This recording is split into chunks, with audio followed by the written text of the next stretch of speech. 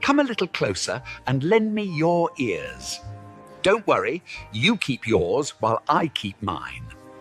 In each episode, we'll dig into the major stories, uncover the truth, and retrieve gems from Yada's blog.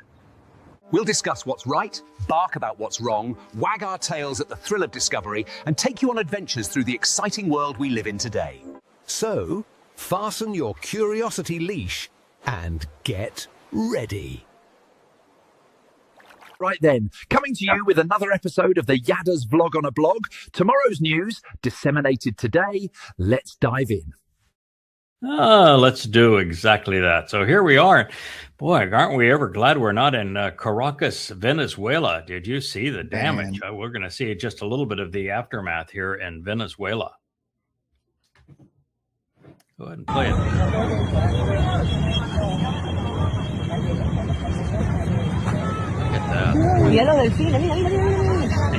Those are giant. Look at the building. Is a whole building is cattywampus.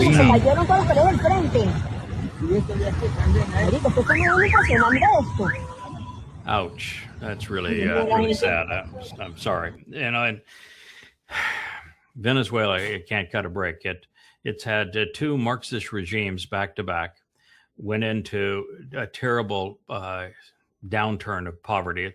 It's amazing that in Democrat politics that they hate to disparage your generation, but oh my God, it's younger people that are voting for young Marxists, and this is Marxism. This is the people are and the earthquakes, of course, are not Marxism, but the fact that Venezuela's economy has actually fallen to about half of what it was a decade or so ago.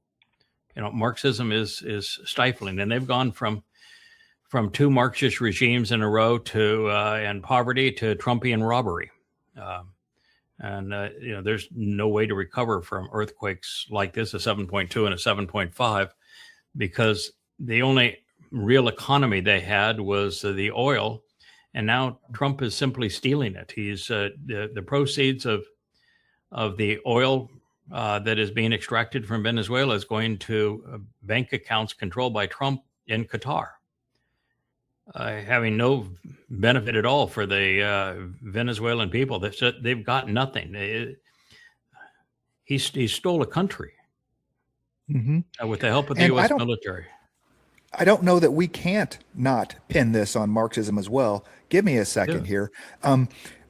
Depending on when these buildings were built, it's very, very possible that these were built to lower Marxist codes. Marxism will only have very stringent building codes for earthquake-prone activities whenever it's the capitalists building them.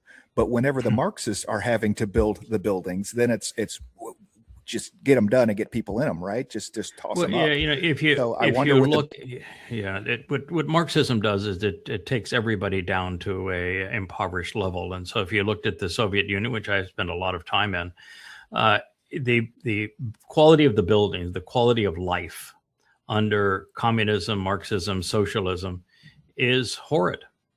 There's no prosperity, there's no freedom, there's no energy, there's no dynamism, there's nothing. It's just totally and completely depressing architecturally, and that's just pursuant also to the quality of life. The only thing that the Marxists seemed to be able to do reasonably well was build their military, and even then they weren't great at it, but they prioritized it because it was a control mechanism over the people. But this new wave in America, for example, of Marxism, this is what it brings. Now, you can't really blame this on Trump. What I can say is that because Trump has hijacked their economy and is stealing their oil and putting it in bank accounts in Qatar, that they have zero chance of recovery. But they put themselves in this position with crumbling buildings and a 7.2 and a 7.5 magnitude earthquake that's 100 miles away ought not take buildings like this and crumble them. So this is it's a very sad situation, and it's a reminder of what they're celebrating in the East Coast under the new Marxist Democrats, where they just don't get it. And you can't convince them otherwise, because the evidence and reason mean nothing to them. Yeah, go ahead, John. Yeah, it is a very unfortunate situation, and I think it's, there's a lot of interesting things I could say about it. I'm not the most informed on Venezuela, I'll say, but I do remember a number of years ago when their economy did begin to pretty rapidly collapse, that you could see all these different pictures contrasting a nicer economic time to their economic depression. And it got so bad, I remember that it became quite an internet joke that people were trading with memes. They would print out like a picture of a meme and they would trade that rather than spend their currency because it was so useless. And it sounds absolutely ridiculous, but there's quite a bit of documentation of this on the internet, what insofar as what happened to them economically. Yeah, they confiscated American investment, and the American investment may not have been all that genuine, but it was the only thing that was propping up the economy was the oil that they were selling based upon the refineries that were, and the transportation of oil that were developed by the Americans, and they stole those assets. Now in a court, they were made to reimburse the American companies, but they were such a totalitarian and relentless regime on stealing things that when you have an economy that is no longer based on the rule of law, or that no longer appreciates economics that would be considered, we would consider them capitalist, but it's really free enterprise. When they no longer value free enterprise economics, there is no investment. There is no reason for anybody to make an investment, and the government manages everything poorly. Collectivization is a death knell for efficiency. Is why the U.S. Post Office is far worse than FedEx or UPS. And this all began under Chavez, and then Maduro was the same Marxist sentiment, and it doesn't work. It has never worked. The only reason that there is a communist country that is economically growing today, although horribly mismanaged, is in China, is because China 40 years ago began the process of enterprise zones. And those enterprise zones made free enterprise possible for factories and for business under the umbrella of a communist government. But they allowed businesses to invest and people to invest with all the rights and privileges and responsibilities of free enterprise. And it prevailed. So China is a country that runs economically on free enterprise, and its government is communist. So you can see that it is possible in a Marxist country to have productive economy if the economy runs on free enterprise principles. But if the Marxists control both the economy, as they're trying to do now in New York and across the East Coast with the Democrat Marxist candidates, this is what you get. And they're, I've spent enough time in the old Soviet Union behind the Iron Curtain and in China long before the enterprise zones were created to know this is the reality, and there is no exception to this reality. Yeah. And I think the humanitarian crisis is yet to be seen. People have been fleeing Venezuela for a long time, trying to get, 10 years ago, 20 years ago, 10 years ago, for sure, there was absolute crisis on the borders of Venezuela of the people that were trying to get out from underneath it. Now these people don't even have houses. They don't even have a place to sleep. And so now, and hundreds of thousands of people, just by the look of these buildings, each one of these has got to have 3,000 people in them, families that now they have to leave Venezuela. That's not like they can just go to the countryside and live in a tent, they will leave the country. It makes me think, sorry. I was just going to say that, with a very narrow field of view that you get from this video, it is quite a substantial amount of damage. So I can only imagine the totality of the scale of what's really happened there. Yeah, there's not a whole lot of video emerging from Venezuela, but it's obviously it's devastating to see buildings of this size and this relatively modern construction that are just disintegrating. The entire facade falls off, or they lean 20 degrees, which means they have to be condemned, means that most of the buildings have probably been undermined. And if you read the most recent reports out of Venezuela, since the beginning of this year, they have gone into, and this would be dealing with the Trumpian imposed blockade and then kidnapping of their government and the imposed controls that the CIA is imposing on Venezuela while stealing their oil. They've gone into a depression that is far worse than the Great Depression was in 1929 in the 30s in the United States. So it's a combination now of decades of Marxism failing the people, robbing the people, graft. Graft and greed are, of course, a huge part of Marxism because there is no morality to it. And then now Trump holding them hostage.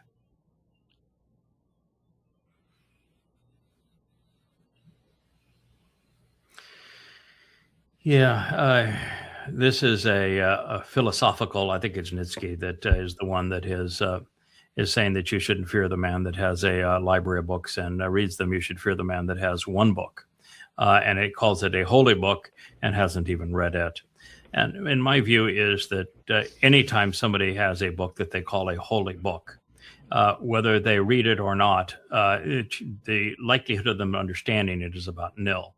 Now, I've written the most comprehensive analysis that can be accomplished on the Quran. I've set the Quran in chronological order into the context of Muhammad's life, produced 5 translations of the Quran, and then explained it using the words of Muhammad and his followers in the Hadith. And I can tell you that I understand the Quran better than probably any Muslim that's alive today. And so the Muslims that go off and kill for Allah do not know what the Quran says. To believe that there is a God out there that wants you to kill everyone for him and to die killing for him, and that if you die killing for him, he's going to reward you with multiple virgins in paradise unless you're a woman, and then you get to be raped in paradise, I guess, and that if you don't agree with him, he's going to torture you forever in hell, personally torturing you. There is no way that any sane human being is going to believe that that's true. So they just don't have any clue what their book actually says. And having written 5 volumes disparaging Christianity and revealing the rational fallacies, the contradictions, the fact that there isn't a single citation from imaginary Jesus in any one of the first 14 books that were written for the Christian New Testament, and that every citation of God in the Torah, prophets, and Psalms is misrepresented, miscited, and you just have an absolute fiasco of lies. And so the Christians that tout it have no clue what the book actually says or why it's false. So the biggest issue is that even if they read it, they have no clue what it actually says. And religion is exceedingly effective at producing all manner of fools. I don't even know that you have to read the book. Let's just take, for example, a Muslim setting in any of a Muslim country and can look around and see the absolute crap hole that they live in because of people adhering to this ideology in this book. You can take it a step further into Marxism. You don't even have to read Das Kapital to see the effects of Das Kapital in your entire life. And goes, dude, this ain't working. You know, why are people doing this? Yeah, well, what most people don't really understand is that Das Kapital doesn't actually speak about communism. What it does, it's a very dry book that analyzes the productivity of capitalism in London. So it's really not a book that would sway anybody to do anything. It was Engels who expanded and wrote volumes 2 and volumes 3 and credited them to Marx. But the Quran and also Engels writing for Marx takes exactly the same approach, which is that, you have a crappy life. But the reason you have a crappy life is the Jews or someone else has made your life crappy. And so when they look around and they see a crappy life, this would be the case as I was in the Soviet Union. They realized that what was in the West was vastly superior to what they had, but they were told that it was the West's agenda to hold them down and to abuse them this way. And Islam, Allah claims that the impoverishment that is there is because of the dastardly Jews, and if they just wipe out the Jews, then they will have wealth. And for the first 100 years of Islam, it turned out that way, so long as you don't mind murdering 200 million people and raping and plundering most of the world. They were able to confiscate the wealth of others. The same thing is true as Marxism. It appears to work so long as you don't mind, in the case of the Soviet Union, in the case of China, you don't mind killing 100 million people and stealing everybody's property. Then it looks like it worked for a period of time until there's nothing left to steal. And that, of course, is the same issue with young Democrats voting for the Marxist candidates on the East Coast. They think that everything will be great if they just steal what belongs to what others have productively made, not realizing that once you do that, then there's nothing left to steal, and you're left with a Marxist government, which is a controlling mechanism where dimwits like you are in charge of things that they know nothing about. Right. Yeah. Yeah, it's interesting. It makes me think, going back 100 years, when you have the revolution in Russia at that time, especially relating to stealing things from those who are productive. I guess really the one aspect of that I can actually think of is the dekulakization in Ukraine, where they seized this land from productive farmers and started these collective farms and shipped everybody off to Siberia to freeze to death. And there is definitely a lot of overlap today with a lot of younger people who have a Marxist mindset insofar as their motto of eat the rich. Yeah. And, a lot of them don't understand the implications of what were to happen if you did not have people with any degree of capital to invest to start a business or a farm, for instance, right? Yeah. And they kind of lose that critical thinking cause and effect of where do things come from and where do they go? Yeah, it's worse than that, because it is of young Democrats. It's about 80% favor socialism over capitalism. They don't actually recognize that capitalism and socialism and fascism and communism are all the same thing. They all use capital to develop goods and services. It's really free enterprise versus collectivism. And what they don't recognize, and this is what happened in the Soviet Union, is what happened in China. The reason that 100 million people died between the two is they starved to death. And the reason they starved to death is that they did not only confiscate the land from those who owned the land and who were working the land and producing either sheep, cattle, goats, or wheat or other farm products, food of one sort or another. The people that had the knowledge and the industry to work the land, they killed. And then the people that they said, now you're of the people, you get to go and run this land, although we own it, all proceeds we get to keep. We're going to pay it next to nothing. You're going to live in a hovel, and you have no say as to where you can go or what you can do in your life. And they have no skill sets, and they have no incentive. And they didn't grow anything. People just starved. And that's the problem with the Democrat today. The socialists have no job skills. They have no drive, no incentive, no job skills. And so if you nationalized everything, there would be nobody to work the land. There'd be no food produced. Farming is hard. Ranching is hard. And there isn't a Marxist alive that is willing to do it. And if there's no economic incentive to do it, there is no one to do it. And that's why it always implodes and people starve. It's just utterly stupid. And it's a shame that it's pervasive now in Democratic politics, where between 60 and 80% of Democrats have become Marxists. It's moronic. It's immoral, because their whole goal is to steal from those who have been productive, so that they get what others have achieved, not recognizing once you've done that, you got nothing. And you've committed an immoral and criminal act. And therefore you have a society that you're now controlling that's ignorant, irrational, and immoral.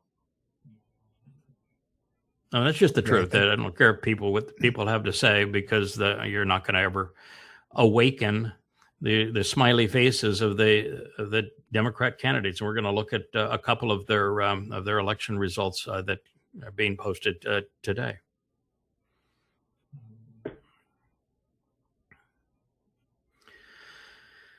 So this we is can play this without the sound.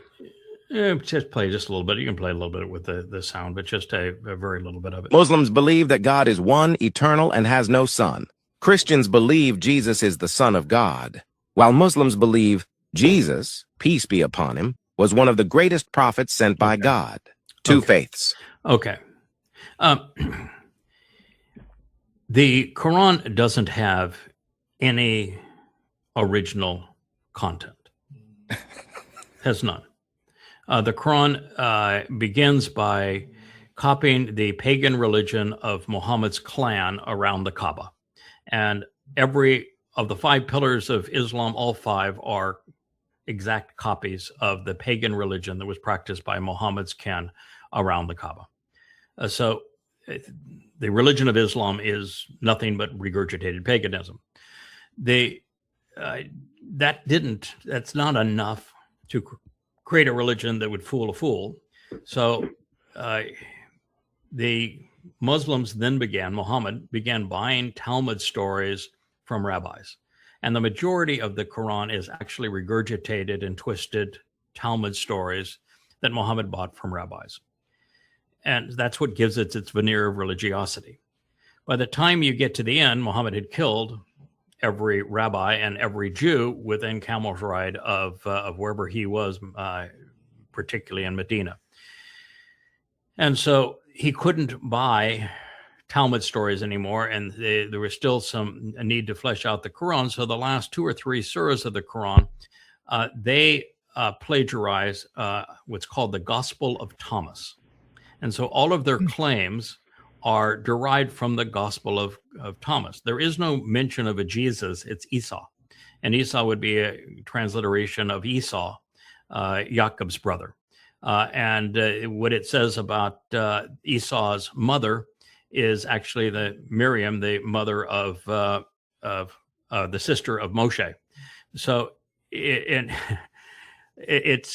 really twisted madness, and it's because it plagiarizes from those 3 sources, and then there's a 4th source. There were Jewish or Arab converts to Judaism in Yemen. They were called Hanifs, and it's their poetry and their rhyming phrasing that became the jingle that made the Quran popular initially. So those are the 4 sources, and there are only 4 sources for the Quran, and all 4 are plagiarized. So to say Muslims believe, you just need to say the Quran says, because it plagiarized from those 4 sources, and it got everything twisted and wrong. So there is no credibility, and there's no reason to investigate the comparative claims about a Jesus in the Quran and New Testament. There is also no Jesus in the New Testament. There is an Ayusun, and even then, the name is never written out on any 1st, 2nd, or 3rd century manuscript that has been found of the Christian New Testament. 100% of the time, it is presented with initials. So there is really no certainty as to what Paul conceived as a name for his mythical God. But it wasn't Jesus, because Jesus didn't even exist until the 17th century. So these religions have no basis to even have the argument that he wants to have. And you cannot make the claim that Muhammad was a prophet, much less that Jesus was a prophet, because, well, first, Jesus didn't exist, and he wrote nothing down. Prophets have to write their predictions down, because it's only a written prediction that matters. An oral prediction has no validity whatsoever. And because the mythical Jesus never wrote anything, he cannot have been a prophet. Now, Then you get to Muhammad. He was also illiterate. He could not write anything down, and he uttered only one prophecy, and the prophecy he uttered he got wrong, just like Paul. Paul only predicted one prophecy. He got it wrong, and both are wrong. One's wrong by 1,500 years. The other one is wrong by 2,000 years. So we don't have a prophet in either religion. There is no prophecy in the Christian New Testament other than those that are plagiarized from the prophets and that respond to Yahweh. And the single most quoted prophet is Ezekiel, and he was inspired by Satan. So there's just nothing worth even having a discussion on what they want to talk about, even if you have a handsome British accent. Mm-hmm. It is fan fiction written on top of Paul's imaginary character. I mean, it's ridiculous. The whole thing is just so utterly absurd. Mm-hmm. But you have to do what I have done to have credibility in this regard. I have written chapters about Ursay. Ursay was Muhammad's great-great-great-grandfather who came up with the scheme around the Kaaba, that religious scheme that has the Hajj, that has the prostration prayer, that has every aspect of Islam today, the way that it is practiced, all for money. And it was Ursay, Muhammad's great-great-grandfather. And at the time, it was around the Kaaba, which was in Petra. And there were 365 gods and goddesses that were all rock gods and goddesses. And Allah wasn't even mentioned until such time as Muhammad fled from Kaabaville into Medina. There were lots of names for the Islamic God, but Allah was not one of them. So the whole thing is just nothing but a con. But I've studied and I have reported exactly what Qusay believed and shown that is the 5 pillars of Islam. That Muhammad didn't invent them, that Allah didn't exist at the time, that the Quran starts off with all manner of gods, different names, but Allah's not one of them. And actually Allah, as we're saying it now, doesn't even exist in the Quran.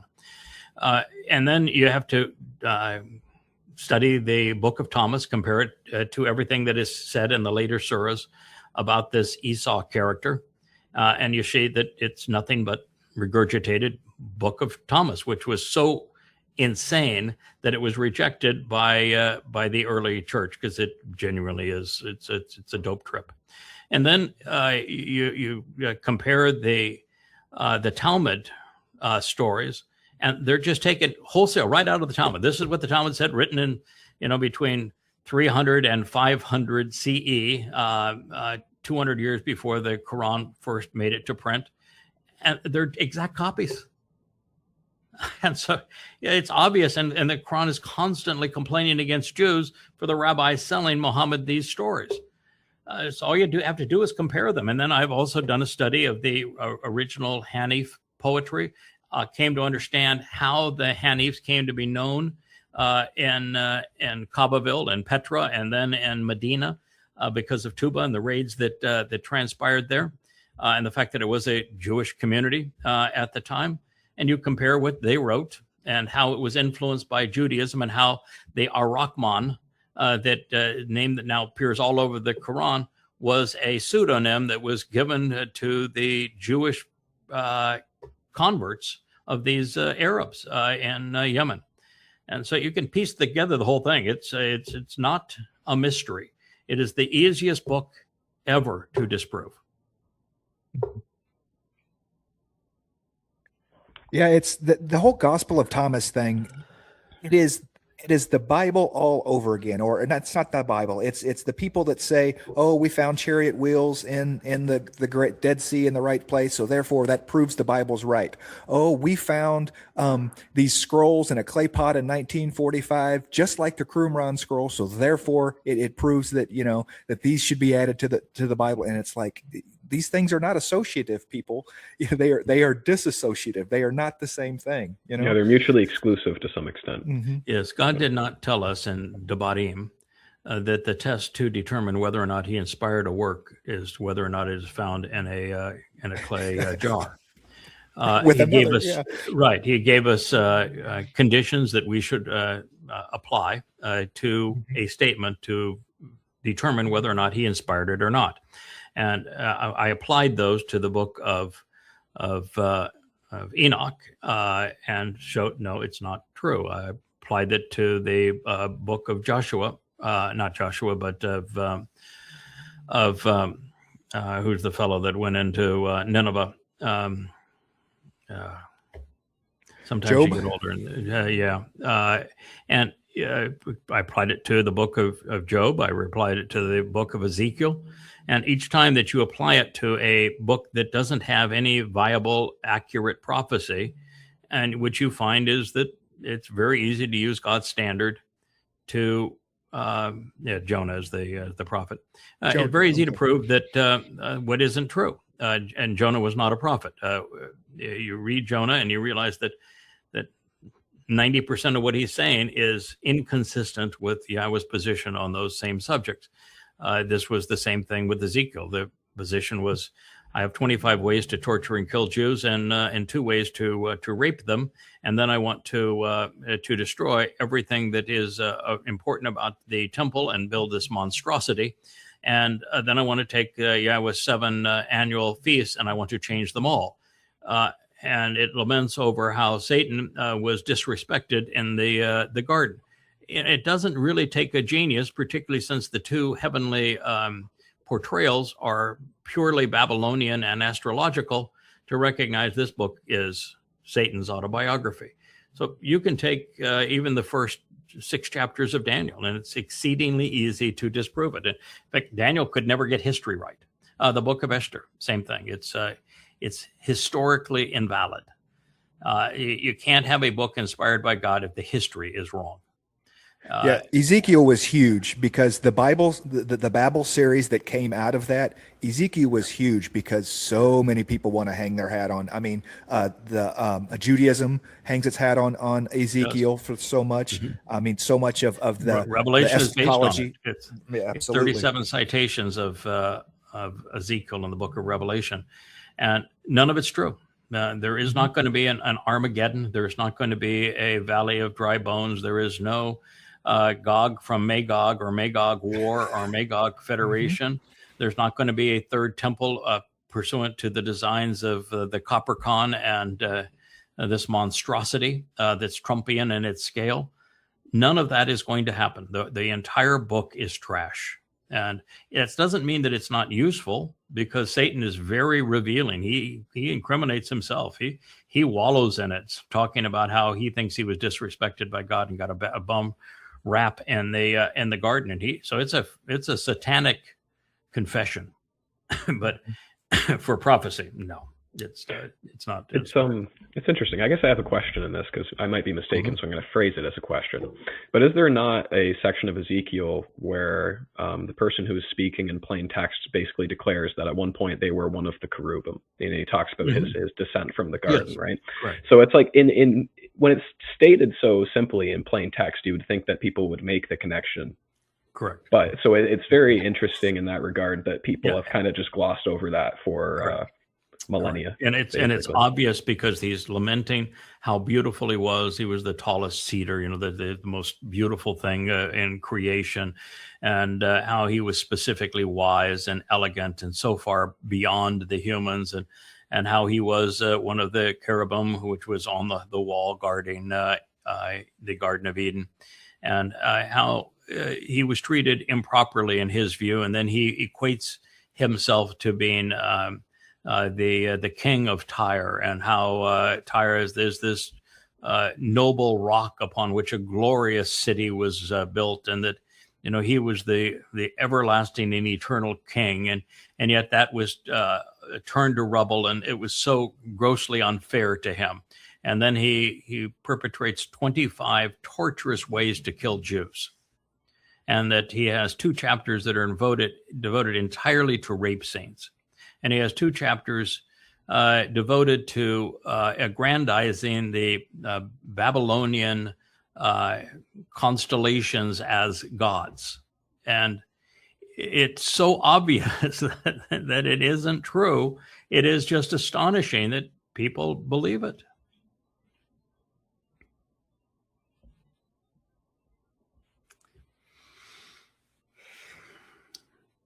Okay, so do you know what? Do you know what? So you can play a little bit of this nincompoop. Do you know what? You know what the pillar and foundation of the truth is? If I ask a Protestant, what's the pillar and foundation of truth? What would the response be? The Bible? It says the church. 1 Timothy 3:15. So you think Bible, right? He says the household of God. Pillar of truth is the church, because it says so in Timothy, who was Paul's boy toy. Okay, so guess what? There is no mention of a church in Timothy or any one of Paul's letters. None. No word even that approaches church. So guess what? It can't be the church, because guess what? There is no church. There is an evangelion, and there is a ecclesia. Ecclesia means to call out. It Not in a church, out of it church. is not a church. There is no attempt to transliterate ecclesia as if it were a title. Ecclesia and church don't sound the same. Church is from Church, who is the goddess of the Germanic religion. She's a sun goddess. Her name comes from the word circle, which you get the halos used in Christianity, and the Christmas wreaths and that sort of thing, the sunbirths that permeate so many Christian symbols. But there is no word church. Doesn't exist. Yeah, I think it's been a hot minute since you said this, but I always used to remember you used to say it's like replacing Torah with tadpole. There's no correlation between the two. That's right. It's like that's a good line. It is like replacing Torah with tadpole, and to say to go from ecclesia to church is replacing a Greek word with a meaning to call out with the name of a pagan goddess. Now you can't even go to gospel, because gospel is an invention of Paul, just like the ecclesia is an invention of Paul. And Paul goes on record in a real diatribe saying that if heaven has an evangelion, let's use gospel, it's not a translation of it, but a replacement for it. It's a tadpole for it, if you will. If heaven has a evangelion and it differs in any way from my evangelion, then heaven's is false and mine is true. That means that he could not have been inspired by a God. And of course, then in 2 Corinthians, hey, pow, oh my God, he admits that he's demon possessed. So maybe you're lying. Maybe you ought to read the book. Maybe you ought to think. And he's promoting Catholicism as the church is the basis of all of these things. And there is no basis for church. There's no basis for pope. Pope is a term from the Caesars of Rome. And the first pope really didn't exist until the 11th or 12th century. So, does pope come from pater for Latin father? Pope. Pater, okay, that's what I thought. Yeah. Because it was Octavian who became Augustus Caesar. Following the murder of Ilios, it wasn't Julius, it was Ilios Caesar, which means Harry. When he rose to power as the first emperor, he pronounced that he was a god, and he referred to himself as God, as the father of the nation. And as a subject of Rome, you had to agree that Octavian was your father, the father God of the people. And so the concept of pope is based upon Octavian's, Augustus Caesar's pronouncement. And church doesn't exist. It's a made-up term. It was created sometime in the 4th century. And from what I understand as well, going back to the Roman era, it was very common for those who took the imperator position to essentially declare themselves as I think the term in Latin is like the Pontifex Maximus, something like that. But essentially, they gave themselves like a high priest role in their sort of. Pontifex is based on father, and it's the Latin word for father, and that's who they presented themselves as. There really is no defining line between Imperial Rome and Roman Catholicism. One evolved directly from the other. One is they're one and the same. So you either rule from politics and religion or from religion and politics. Oh, by the way, it was interesting that the doofus there, trying to figure out what the great truth was, had to quote Paul, not his mythical Jesus. Guess he never read Thomas, huh? Otherwise, he would know what Jesus said. This fellow is actually fairly well informed regarding Hezbollah. He served as a liaison to the United Nations regarding Hezbollah and the desire of the Lebanese government to rid themselves of the menace of Hezbollah. The Lebanese government can't stand Hezbollah. They want to get rid of Hezbollah. But the problem is, if you're too outspoken against Hezbollah in Lebanon, you become dead very quickly. And so it's really a terrible thing. The Lebanese government would love for Israel to come in and wipe out Hezbollah. But unfortunately, you cannot wipe out Hezbollah. Wiping out Hezbollah in Lebanon is infinitely more difficult than trying to remove Hamas from Gaza. And how well did Israel do with that? Yeah, they bigger. Destroyed Gaza, and by destroying Gaza, they destroyed Israel, and Hamas still stands. So the effort in Lebanon is infinitely more impossible. And we know what happened in Gaza. It became suicide for Israel to destroy Gaza, to try to eliminate Hamas, and Hamas still stands, and Gaza is now a tombstone for Israel. And in Lebanon, the task is, as I say, it's infinitely more difficult, to the point of being impossible. So you can be right all the way and say that Hezbollah exists to exterminate Jews, and that they will not stop until they exterminate every Jew.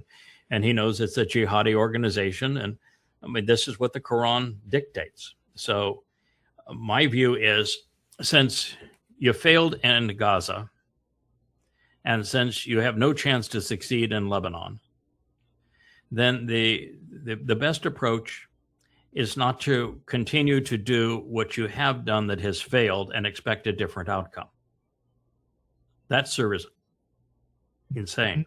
Don't do that. You're a smart man. Don't do what's insane. Just because Hezbollah bad doesn't mean that and Hamas bad doesn't mean that the tactic of trying to wipe them out is good, because it isn't. It's counterproductive.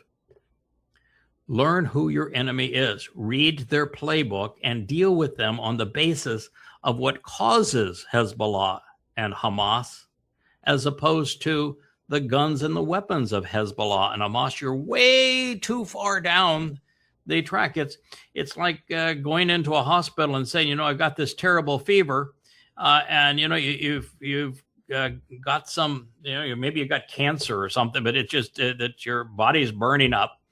Maybe you got malaria, and rather than dealing with the malaria, they put you in a bucket of cold water to take down the temperature. That's not going to help you. You need to deal with the sickness, the disease, and the disease is Islam. So I don't care how smart you are, how much experience you have, until you can recognize that, and recognize that you failed in Gaza. You failed in what you call what you call Judea and Samaria correctly, but what the world unfortunately calls the West Bank. You failed there. You have no chance of removing a religious enemy with bullets and bombs. Stop trying to do it. All you're doing is digging your own grave. Yeah, I remember a long time ago, the enemy of Israel was the PLO. They were the ones killing Yehudim. They were the ones that were killing them in Munich and the terrorist organization. And hooray, Hamas shows up because Israel gives them guns and everything, right? Well, and not now so the much enemy Israel, of but Qatar was the primary source of their weaponry and their funding.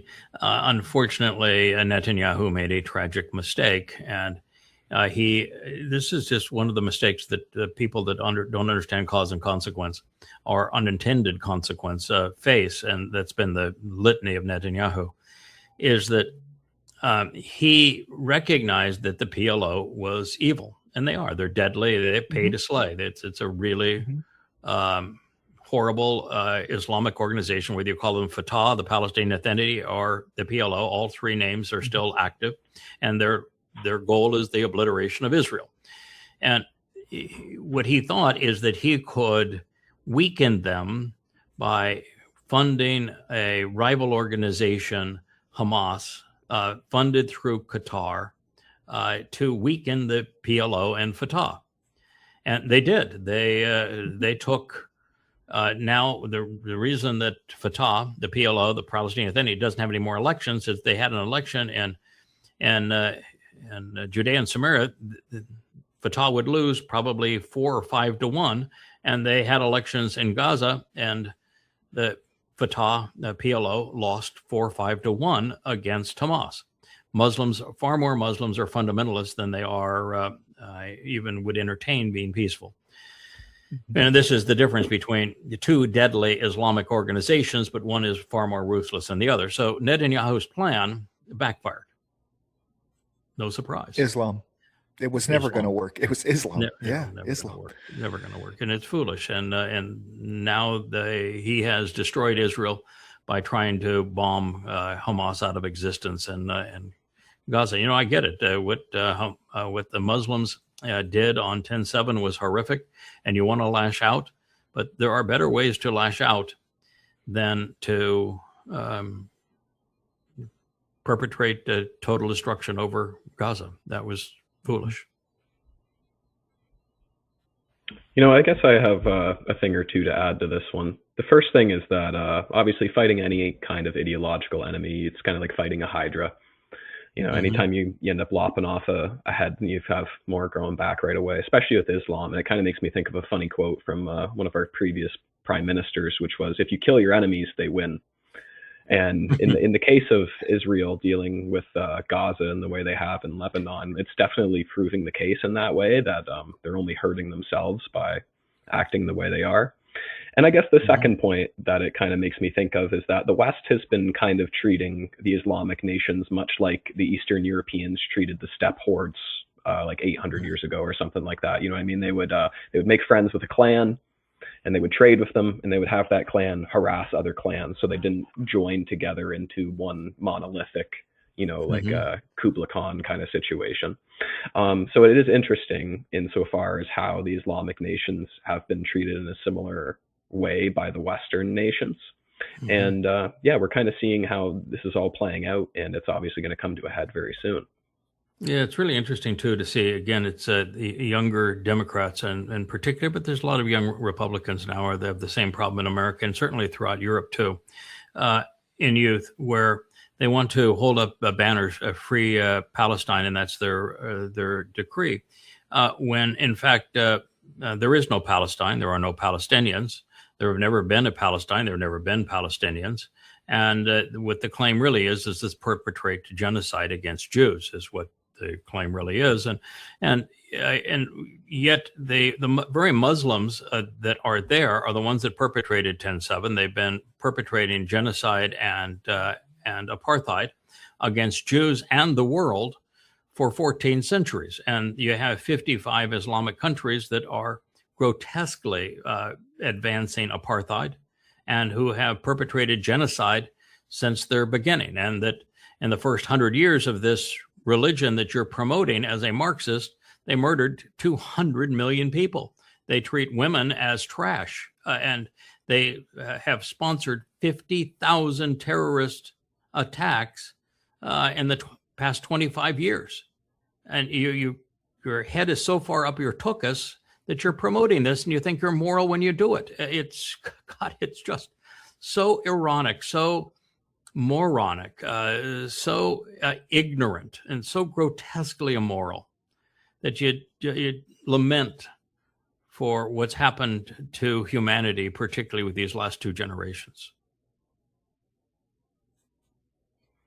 Tough show. I'm sorry for a Gen Zer to have to hear, but I don't know if you heard the report yesterday where the cognitive scientist revealed that of the 5 cognitive tests that you can apply to evaluate a generation and how it is doing compared to the last generation: attention span, literacy, ability to read, desire to read, memory, exercise of judgment, IQ. There's 5 criterion that you can use, and Gen Z is the first generation to not only underperform the previous generation on all 5. It's 3/4 of a standard deviation different, where they've literally fallen off the cliff cerebrally. We have an entire generation that has committed mental suicide. Yeah, we're setting records. We're setting records. Yeah, yeah, we're trying. Yeah, setting records for stupid, and that's really bad. But that's why we figured you can't encourage people to read because they don't read, and their attention span is that of a gnat, and it's largely because of the of video games and social media. Oh, for sure. There's definitely a lot of instant gratification. I think that's probably the hugest issue with Gen Z and also millennials too. It's just we don't have to wait for stuff anymore. It's all instant with the internet. Yes, unfortunately, none of it has any value. No. So your gratification is dopamine. It's not real. There's no actual real gratification for anything. That's why it doesn't last. That's why you go right back and you need another fix. And no satisfaction in any of it. One marshmallow now or 2 marshmallows later. Those are your choices. Those are your choices. This was an amazing thing that, they want to have Marco Rubio have this pronouncement that free Palestine means death to Jews. And they create an AI of him, and it's even a crappy AI. Either he said it or he didn't say it. But who are you fooling with a crappy AI? He's almost got Spock ears too. I mean, it's just, come on, you've got to be able to do better than that if that's what you're going to be promoting. At least make some effort.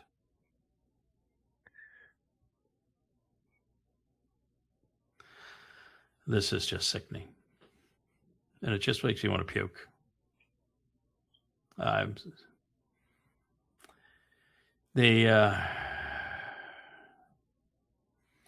In this particular case, the mayor is calling the Jewish lobby, AIPAC, monsters. Nothing monstrous about them. They're not even monstrous in their spending. They're not in the top 10 influencers in the United States. And there's nothing monstrous. They're not advocating killing. It's not like Islam, where it's death to everybody. It's not. They haven't committed a single terrorist act, unlike Muslims. It's not like Marxists that have led to the death of 200 million people over the last 100 years. Nothing monstrous about them. There are a lot of things monstrous about Islam and Marxism that you advocate. And so she was giving Miss Chevalier, who was giving her victory speech, and at the end of it, the entire audience chanted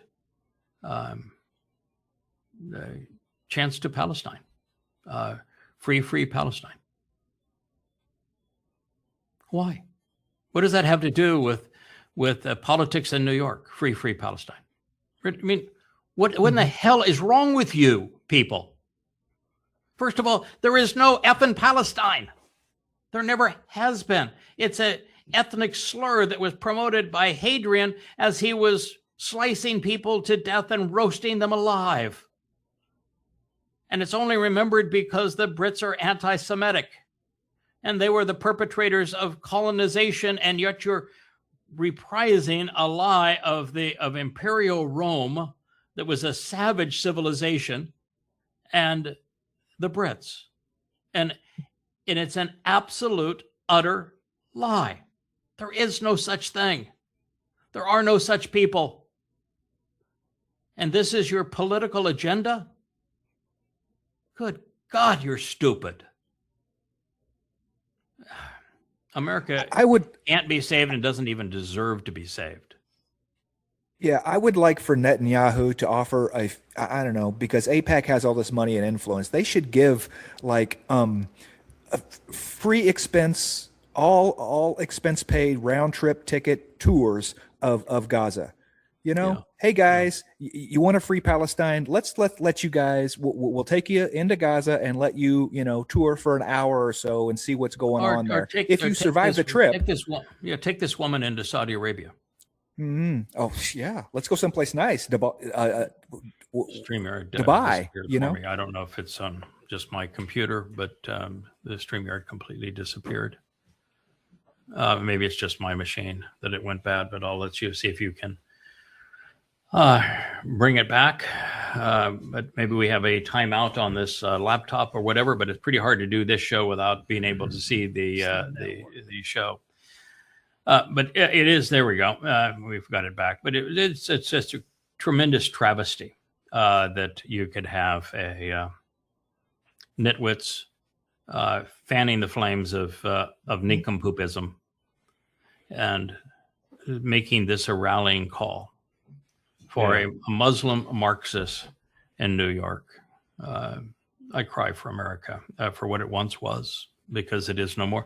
And the sad thing is that for all of its faults, America had the greatest potential for upward mobility, no matter what your ethnicity was or where you came from. It was really the first country in the history of the world that gave everybody the opportunity for upward mobility.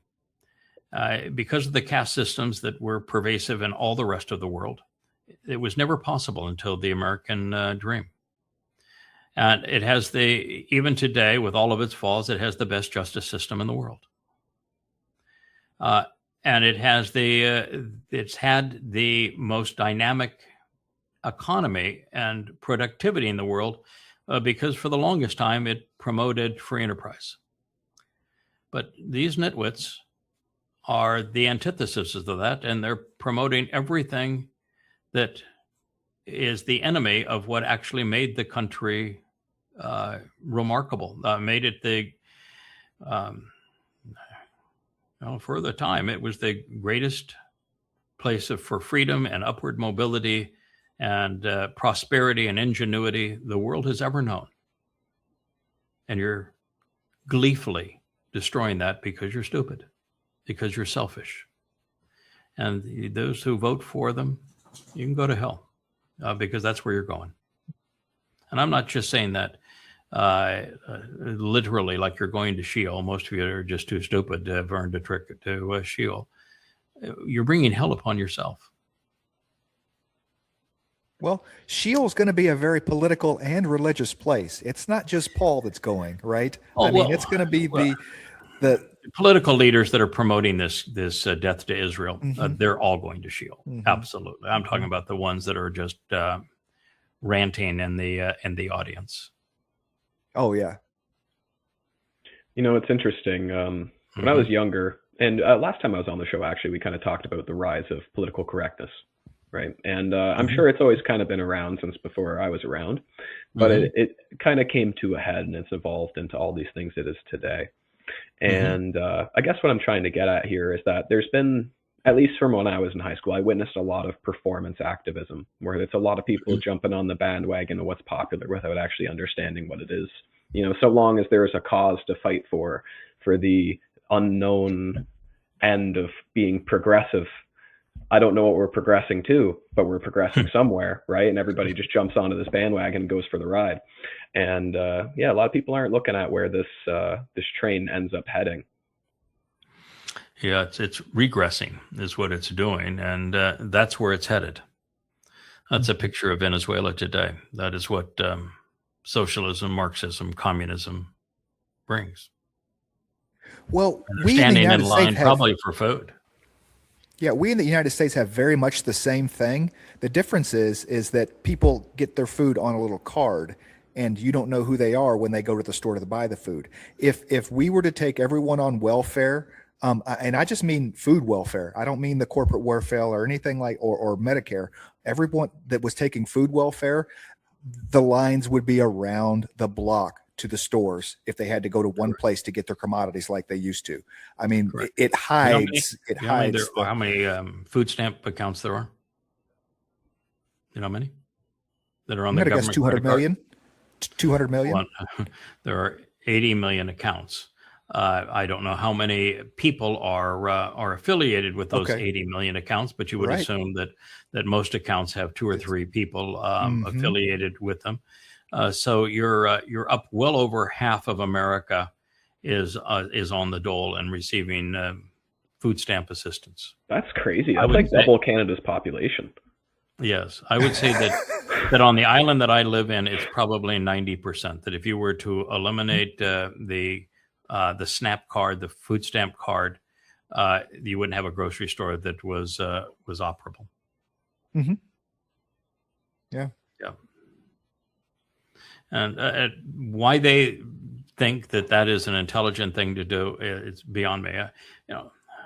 I've talked at length about this before. I happen to like YAHOWAH's strategy where you make it possible for people who are hungry, people who are homeless, people who are down and out in society to be able to survive so long as they show industry, willingness to engage. So you leave a portion of your field unharvested with the right that they have to go and harvest it. But they have to go and actually harvest it. Then they have to prepare the food and cook the food.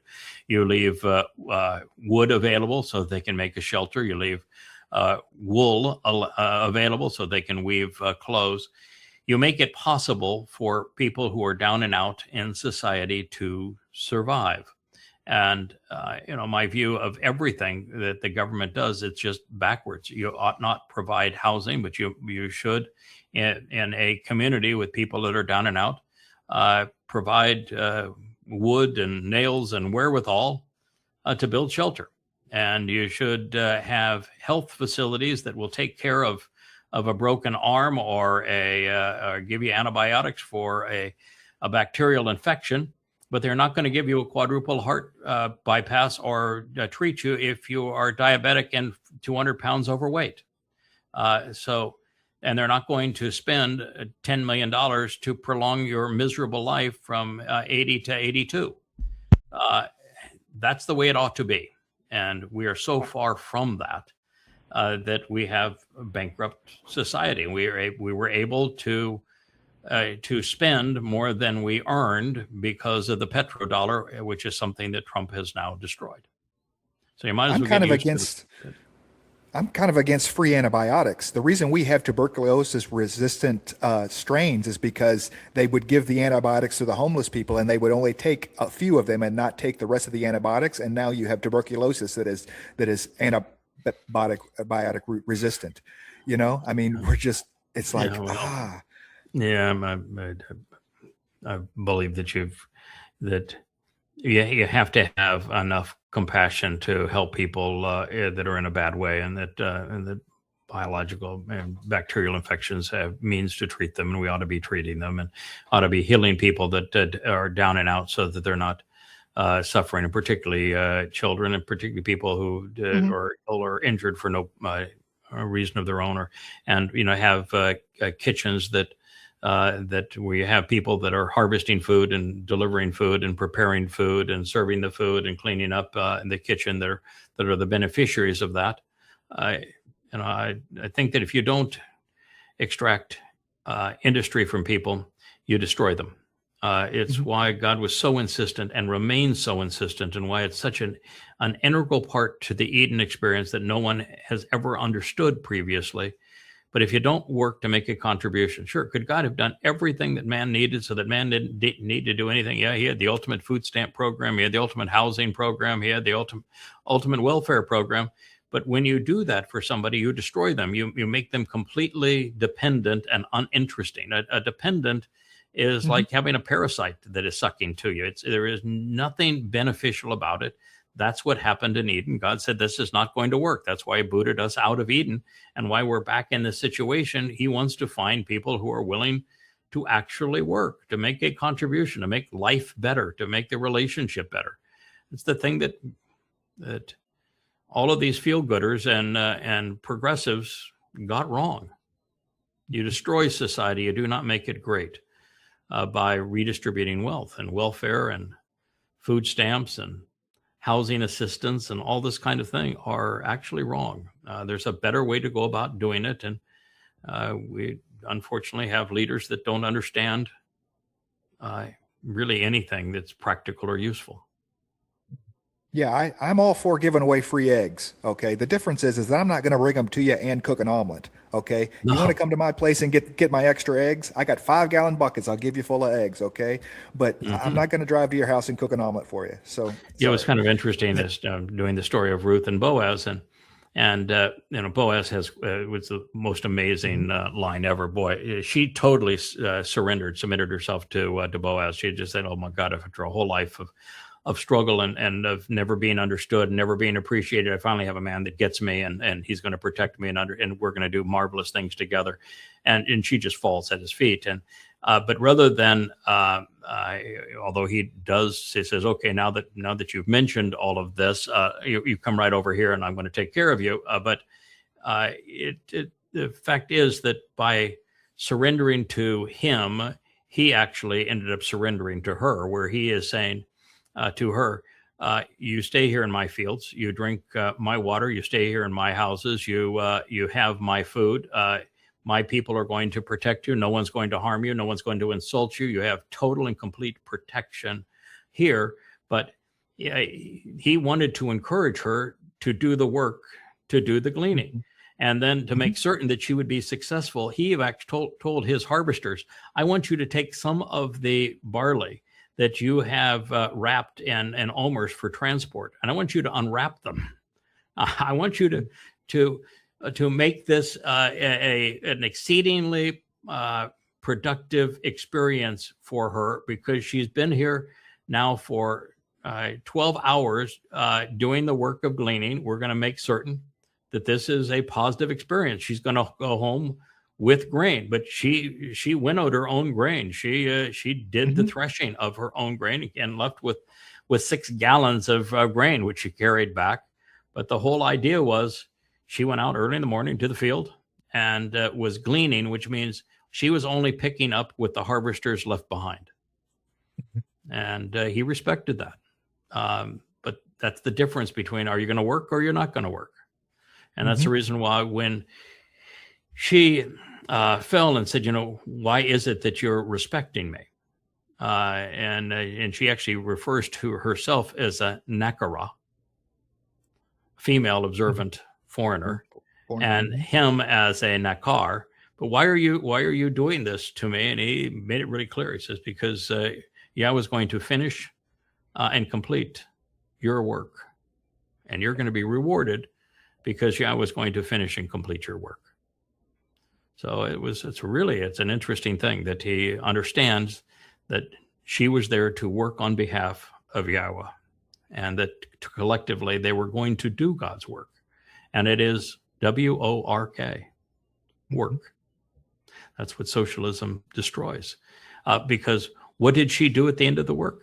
She carried the grain away. You don't work, you don't eat. You don't work, you don't live. And that was when you listen to Yahweh's message as he's escorting Chawah and Adam out of the garden. That's basically what he was telling them. Now, I wanted you to work in the garden. You didn't. Now, work's going to be hard, and you're going to work to eat. You're going to work to live. Work required for character. Anyway, this is from Maduro socialism to Trumpian fascism in Venezuela, and what it has wrought has been tragic. The nation is completely descended into economic collapse. Good luck, New York. It's misery. Yeah, good luck. Yeah, good luck, New York. Oh, here we have our modern day Miriam. Oh, yes, that is the modern day Miriam. We're not going to play it, but if you listen to the women, the young women who have come to this conference, and the way they adore her and idolize her and venerate her, you can just see how effective religion is at creating a money-making scheme. She's making money on this, and how easily people are swept into it. It's a pile of lies. Look at this, Erica. Look on the big letters above that.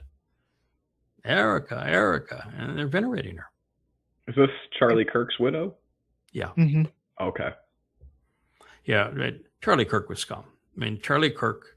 I don't applaud his death. I wouldn't have bothered to even given him a handkerchief if he had a cold. He did two things with his life. He promoted a incestuous, pedophile, rapist who was destroying the world and who was actually Satan, because his big claim to fame was promoting MAGA. And he promoted the lie of Christianity and Jesus Christ to the detriment of the world. So he promoted two atrocious things, and that is not something that I would ever admire. And so everything she has done since that time, I think, has been reprehensible. And this Erica at the women's conference, and the applause and the swooning, I'm just disgusted by how far humans have fallen. It was interesting to me watching through this video how very progressive sounding the women were in this video. The way they talked about feminism, okay, and the way what it meant to be how it's what it meant to be female and be feminine, right? Yet bold. So therefore, contradicting themselves that a female can't be bold. That those things are mutually exclusive, right? That they were always talking about how they were going to lift up God and lift up, and everything they do is glory to God and that sort of stuff, but not realizing that a woman is strong, that has nothing to do, they're just strong in a completely different way, right? This idea that they need to be good Christian women and sit in the background and be quiet and stuff, but I'm going to be a bold Christian woman. That was their whole sense. And it's like, women are bold. Women can be bold. Why do they have to say, except I'm going to be this way? That's what confused me. It sounded very, very progressive.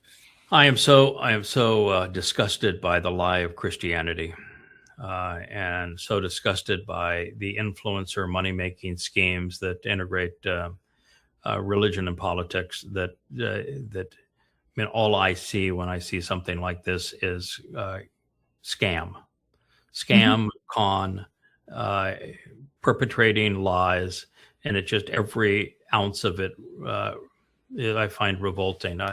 I listened to what a few of the women said, and it just they were brainwashed. Absolutely. You're not glorifying God. God hates Christianity. Christianity is a counterfeit of his beloved son. You've ripped off his name. You've turned God into a man. Listen, the universe has 2 trillion galaxies. There are a couple 100 billion stars per galaxy. And under that size, God has to be at least one dimension beyond what he created. And in something of that scale, the creator of that cannot be a man. Not ever, under any circumstances, can the creator of the universe of that scale be a man. It is absolutely not only impossible, but preposterous. And what's he want with our glory? What's he want with our glory? Nothing. Right? We don't have any glory. He's just, exactly. Why don't you go back and read Bob Rashid? People became many. They became so reprehensible. I was disgusted that I regretted having even created them. What is the most popular religion in the world? Christianity. He is disgusted. He regrets having created you, Christian. Read the damn book. Yeah, we got lucky. He found somebody to deploy. We got lucky. I mean, that's Yeah, he did. that is If it wasn't for Noah, twice. it'd be yes. Yeah, Noah, and then Boaz, and then Ethan Hajj Rocky, and then Boaz again, and then Yada. It's all the way through. Every time the world was on the precipice of God saying, "I've had enough of this. This is over." He had his kind of ace in the hole. His ace, as you said, we were talking about the royal flush. An ace can be high or low. He can roll. He can do either role, and God deployed him to resolve the mess that men had made, and women. Do you get a chuckle now looking back at things, Craig, when you're thinking about the times many years ago where you'd say, "Oh, I'm just this dirty, dull, dusty, dented implement. I'm just a guy writing my books behind the scenes." Boy, you even know the jargon. That's correct. I always used to say I'm nothing but a dented and dirty implement, and I'm irrelevant to the story. That's how I began the first book. I'm an irrelevant character here. I'm operating under anonymity as Yada, and I'm going to take you on this journey, but I have nothing to do with the story. I'm just the storyteller. And it turned out not to be true. It is pretty funny how it played out. It's this really good example of non-linear storytelling, right? Like the Torah, of course, is a linear story, but it's been really cool watching you go through all of this, and you're kind of looping back to these ideas. That's easy for you to say, pal. That's easy for you to say. I think, and it's and I'm just having fun with you, but the fact is that most people would say that if you're accepting the roles that of Choder and Nakri and Bashar and the like and Adama Parah that God is affording you, then you're that is something as an attribute that should make you proud. But it's exactly the opposite. And I don't know how many times I've told Leah that if you're coming in with another find that has another working title and responsibility, you can go away. We've reached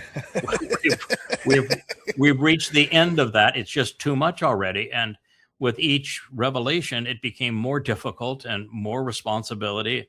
And finally, it got to the point where John, what I just said, all right, God, you pushed it to the point that I'm surrendering my free will. I'm going to be that implement again.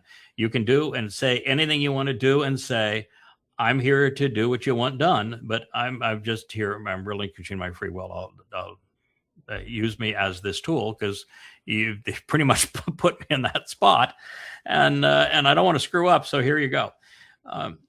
One of the things that's interesting here is that I don't think, and I think this was important to God, that if I were to go back and rewrite the introductions to any of these series of books where I made the statement that I'm just Yada, I'm an irrelevant character, and the story is not about me, but it's about YAHOWAH.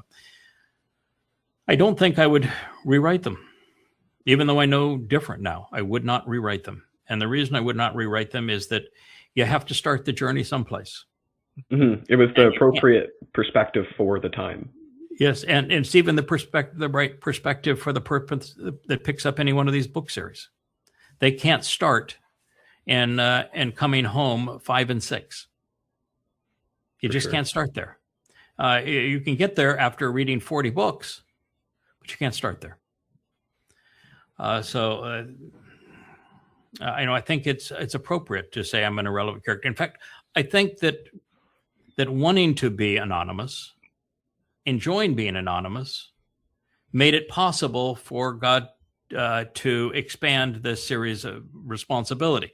Now, I say that knowing that he made the decision that he was going to do all that he is doing 6,000 years ago.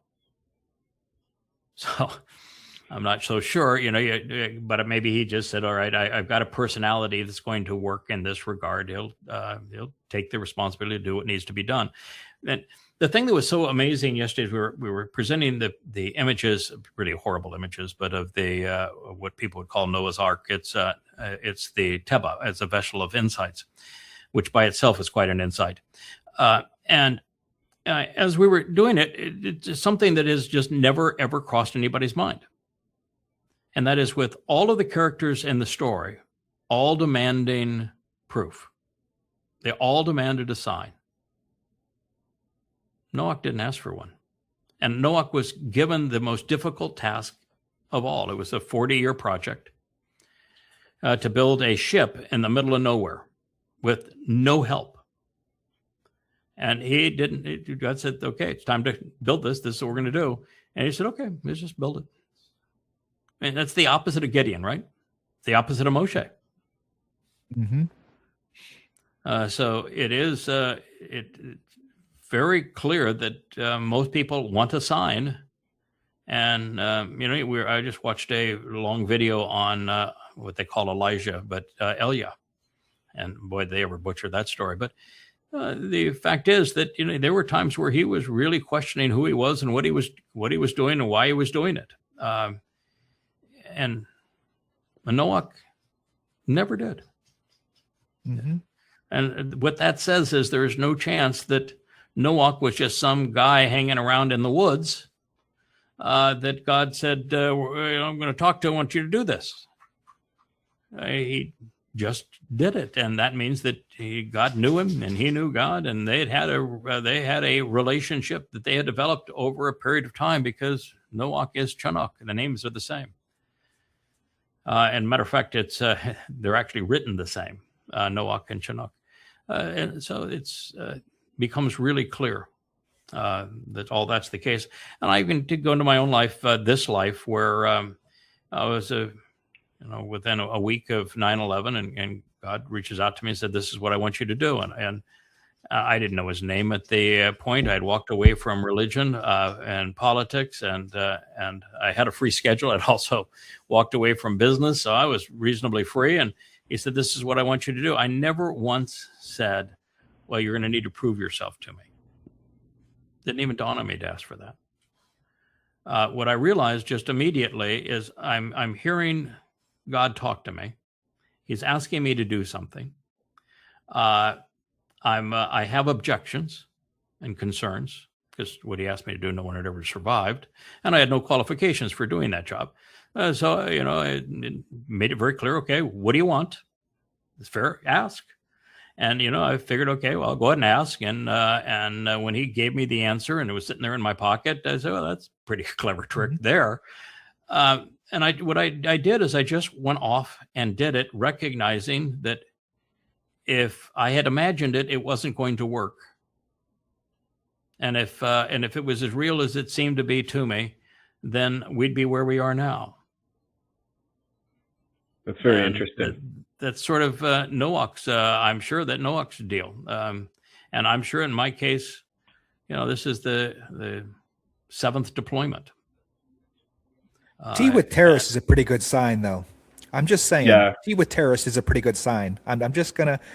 Yeah, it is. You have Israel, the Mossad saying, "Hey, no, you're not going to do this. Sign these papers. You're going to die if you're going to die." The Mossad agent that has met you at the airport, that's been assigned to you, you're the 2 weeks that you're begging the PA and the Knesset to allow, and the Mossad to allow you to meet with Islamic Jihad, Hamas, and Al Qaeda, and when they tell you, and he chambered a round in his Glock. It was sitting in front seat of the car. I'd already signed the paper. He had taken me to the checkpoint, and he chained Rick in his car, and he put it on his thigh, and then he put his hand on my leg. And at this point, he's a rough dude, man. He's a man's man, and so there's no foul play here. This is a compassion of a man that we'd earned some respect between the two of us, and he pounded my leg, and he says, "I just want you to know, if you're not on God's mission, you're a dead man. We will not even know where you've gone. We will never find you, and we will never admit that we've ever known you." And the way that whole that event transpired, and the way it ended, and then to do 10,000 radio interviews and receive thousands upon thousands of death threats and a fatwa from the Saudi Arabian government, and never to have to once duck. And now we're 25 years later, never once ducked, doing something that no one's ever survived. That's a pretty good sign. But it wasn't me asking for a sign. It's just the way it played out. And then being a person who's written now 40 books and delivered tens of thousands of profound insights that no one has ever seen before.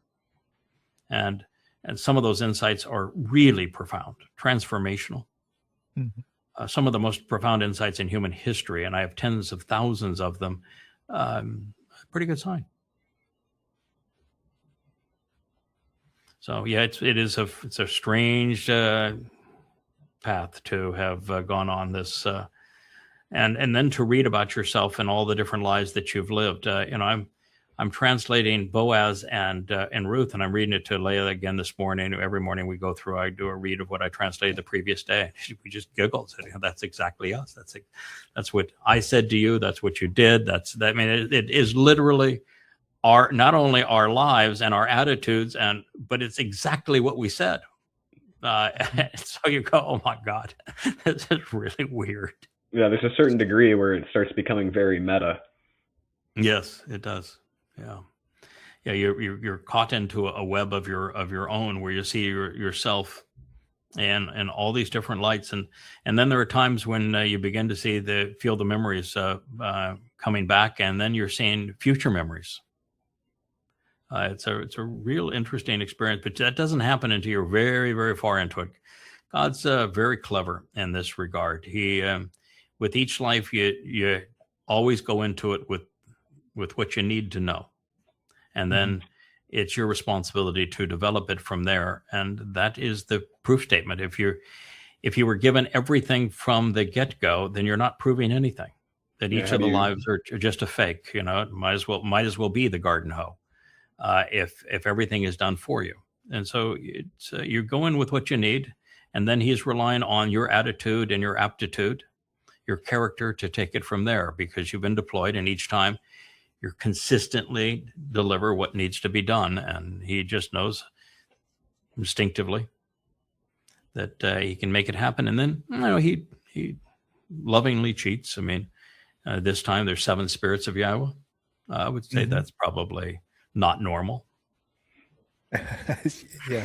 At the least. You see storms that just pass wherever I am, and you realize the Malak have been given that responsibility, or you have tens of thousands of death threats and you don't own a gun and have never ducked. It's not normal. So, you do see a lot of stuff that goes on. But yeah, it's interesting. Not normal kind of defines who we are as a collective. None of us are really fit that cookie cutter shape. No, and that's one of the most profound things. I had actually a clip on it. I don't know if we'll find it here and before we get to the end of our time. But there was somebody that made a post that was talking about Tamim, and they wanted to talk about Tamim being perfect, and that in fact it was directed towards Noach. YAHOWAH said that he was Tamim. And so all the translations means that he was perfect, but that's not what Tamim means. Tamim is the plural of tamam, and tamam means to complete and finish. So what God wants is a finisher, someone who is steadfast, devoted, and consistent regarding what he wants done. And so he's looking for finishers, somebody that will finish the job, is not going to quit until the job's done, and even then won't quit. Might be rewarded briefly for a vacation, but he's going to put him right back to work again. So Noach was a finisher. That's why he was chosen. He was deployed. He was a finisher. He was not going to stop until the job was done. Boaz and Ruth are finishers. And Tamim doesn't mean perfect. God would hate perfect. If God wanted perfect, then what in the world was he doing calling Dode his beloved and his firstborn and his chosen one? Because there was no dude ever that was less perfect than Dode. Well, there were a lot of dudes that were less perfect than Dode, but Dode was pretty significantly flawed. And that's what made him interesting. It's about overcoming. It's about making mistakes. It's about growing. It's about learning. So... No, God's not looking for Tamim. God's not even Tamim. God would be intimidated around Tamim because he's not, and he wouldn't want to be, because the moment you're perfect, there's no place to go, no place to grow, nothing to accomplish. You can't even be infinite anymore if you're considered perfect. Oh, it's all about overcoming the challenges and learning and proving yourself, finishing the job.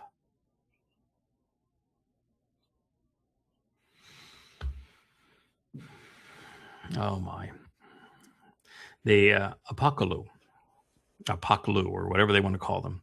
So the Sumerian religion, they only want to talk about these the seven sages who evidently came down from the heavens, and no, they didn't. But nonetheless, that's what they want to talk about. What they don't want to talk about is the rest of the religion.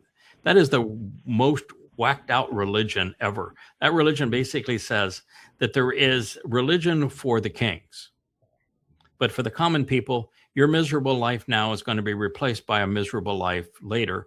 All common people go to hell, where it's really muddy and disgusting and sooty, and you're going to work in a muddy, sooty place forever. So you might as well make the best of this, because this life is actually not as bad as the life that you're destined to, and there's nothing you can do to change that. That's a woo. Yeah. Yeah. Oh, yeah. It's really great. And it was into bodily resurrection, which is an impossibility. And the whole thing is just stupid. Your body is like 70, 80% water. So what are you going to do? All the water that's in your body that has been sucked up into other animals and other trees, you're into the atmosphere, you're going to reconstitute it after the bugs and decomposition have eaten away all of your body, and those bugs have been eaten by other bugs and by birds, and the birds by other predators, that you're gonna rob the cells out of every animal that has devoured your flesh, and that's going to be a bodily resurrected. And then what are you going to do? You're stuck in 3 dimensions again. You can't go anywhere. It's just utterly stupid. But in this case, the religion was based upon bodily resurrection, so that when the kings died, guided by these sages, of course, they killed everyone around the king. All of the king's concubines, all the king's wives, all the king's servants were all killed, so they'd be there when the king was bodily resurrected, and all the king's treasures. And guess what? Never worked once. So guess what? You didn't have 7 sages that were educating humanity. And the Watchers of Enoch. Enoch was written in the 5th century BCE. It was written after every one of the actual prophetic books was written. It was written by an absolute fraud. It had nothing to do with the Chinook that was taken by God. And it is just filled with all sorts of religious and pagan rubbish to promote it as if it were a parallel to the Sumerian apocalypse, says that you've got really no clue what's true and false. You're just doing nothing but embarrassing yourself.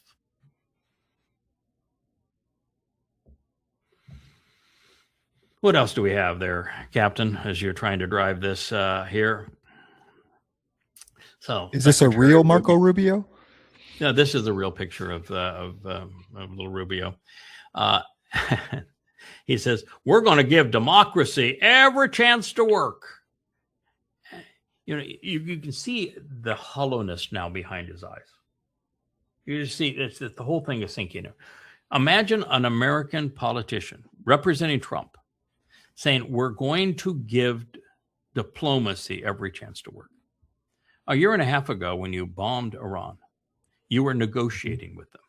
In fact, the negotiations were actually going pretty well. And then this time, when you started bombing Iran again, you not only negotiated with them, they caved in on your number one issue, which was they were willing to degrade their uranium that they had enriched to 60% fissile purity through the Omanis. And you bombed them the next day. So for an American representing Trump to saying we're going to give diplomacy every chance is just pure hypocrisy. It's so dishonest that it's just a shame to see the American flag in front of him on his lapel, him representing this administration, and make such a hypocritical statement. And the Iranians are very clear about it. Why would we want to negotiate with America when every time we negotiate with them, they bomb us? Mm-hmm. Yeah, we have surrendered. What is there to negotiate? It is absolutely absurd, right? Well, America was forced to surrender, so that it's the United States that has begged Iran for terms, and so Iran came their 10-point plan, and then their 12-point plan, and then their 14-point plan. But the 14-point plan is a surrender with a carrot.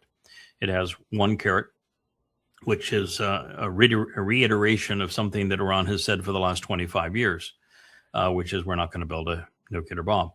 And so you get a reiteration of something that's been Iran's position, and a position they've held to for 25 years, not just something they've stated. They didn't build a bomb over those 25 years. So it's a position that they have stated, restated, and held to over 25 years. That's your one carrot. So you go back to exactly where you were. And everything else is terms of surrender, vis-a-vis Versailles, boatloads of money from the United States to Iran, and ceding the control of the Strait of Hormuz to the Iranians. By the way, that deal that Trump claimed, where they're going to use the $25 billion of money that he says he's not giving them, and that he won't give them, and he's already given them through United Arab Emirates and to buy soybeans. Yeah, to buy soybeans. The Iranians say, no, we didn't. Not only didn't we agree to that, there'd be no reason for us to agree to it, because the Memorandum of Understanding says exactly the opposite. So, no, they're lying. Surprise. It's interesting the kind of levels of doublespeak that the U.S. administration goes through. You know, you have one guy saying, hey, we're negotiating peace, while they're simultaneously bombing the people they're negotiating with. Mm-hmm. And it reminds me of this very popular board game from like the 70s, I think. It was made by Avalon Hill, called Diplomacy. And basically everybody's playing this game, and you're all telling each other you're going to be great friends together and accomplish things. Meanwhile, the whole game is just about stabbing each other in the back. And it's just, it's interesting too, because a lot of these U.S. presidents, like I think Kissinger, I think Diplomacy was his favorite board game, you know, to give you an idea of the kind of attitudes and disposition that people have in these sort of ideas. But like this is a game that the political people love, is basically what I'm trying to say, and it's very very on point with what's currently kind of happening. Yeah, I'm so old that Henry Kissinger was my friend. I mean that quite literally. Henry Kissinger is my friend. We know each other very well. Spent a fair amount of time together. I have some lovely letters that Henry Kissinger has written to me. We've talked about many subjects that were of very little of I've ever shared publicly, but he was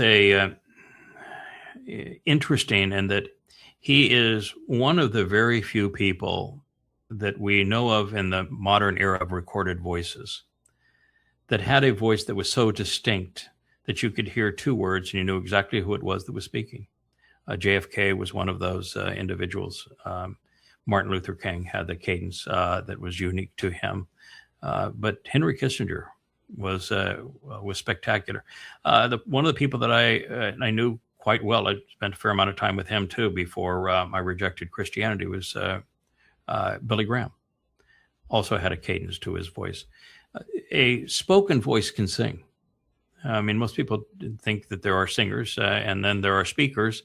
But a spoken voice can have a tenor and texture and tone and delivery style that is as disciplined and controlled as is a singer's voice to deliver the impact of a message. And Henry Kissinger was someone who knew that, and he was disciplined in something that I'm not very good at, but he knew that when you slowed way down, and you let each word linger, that your impact was much greater than if you spew things faster than a person could process them.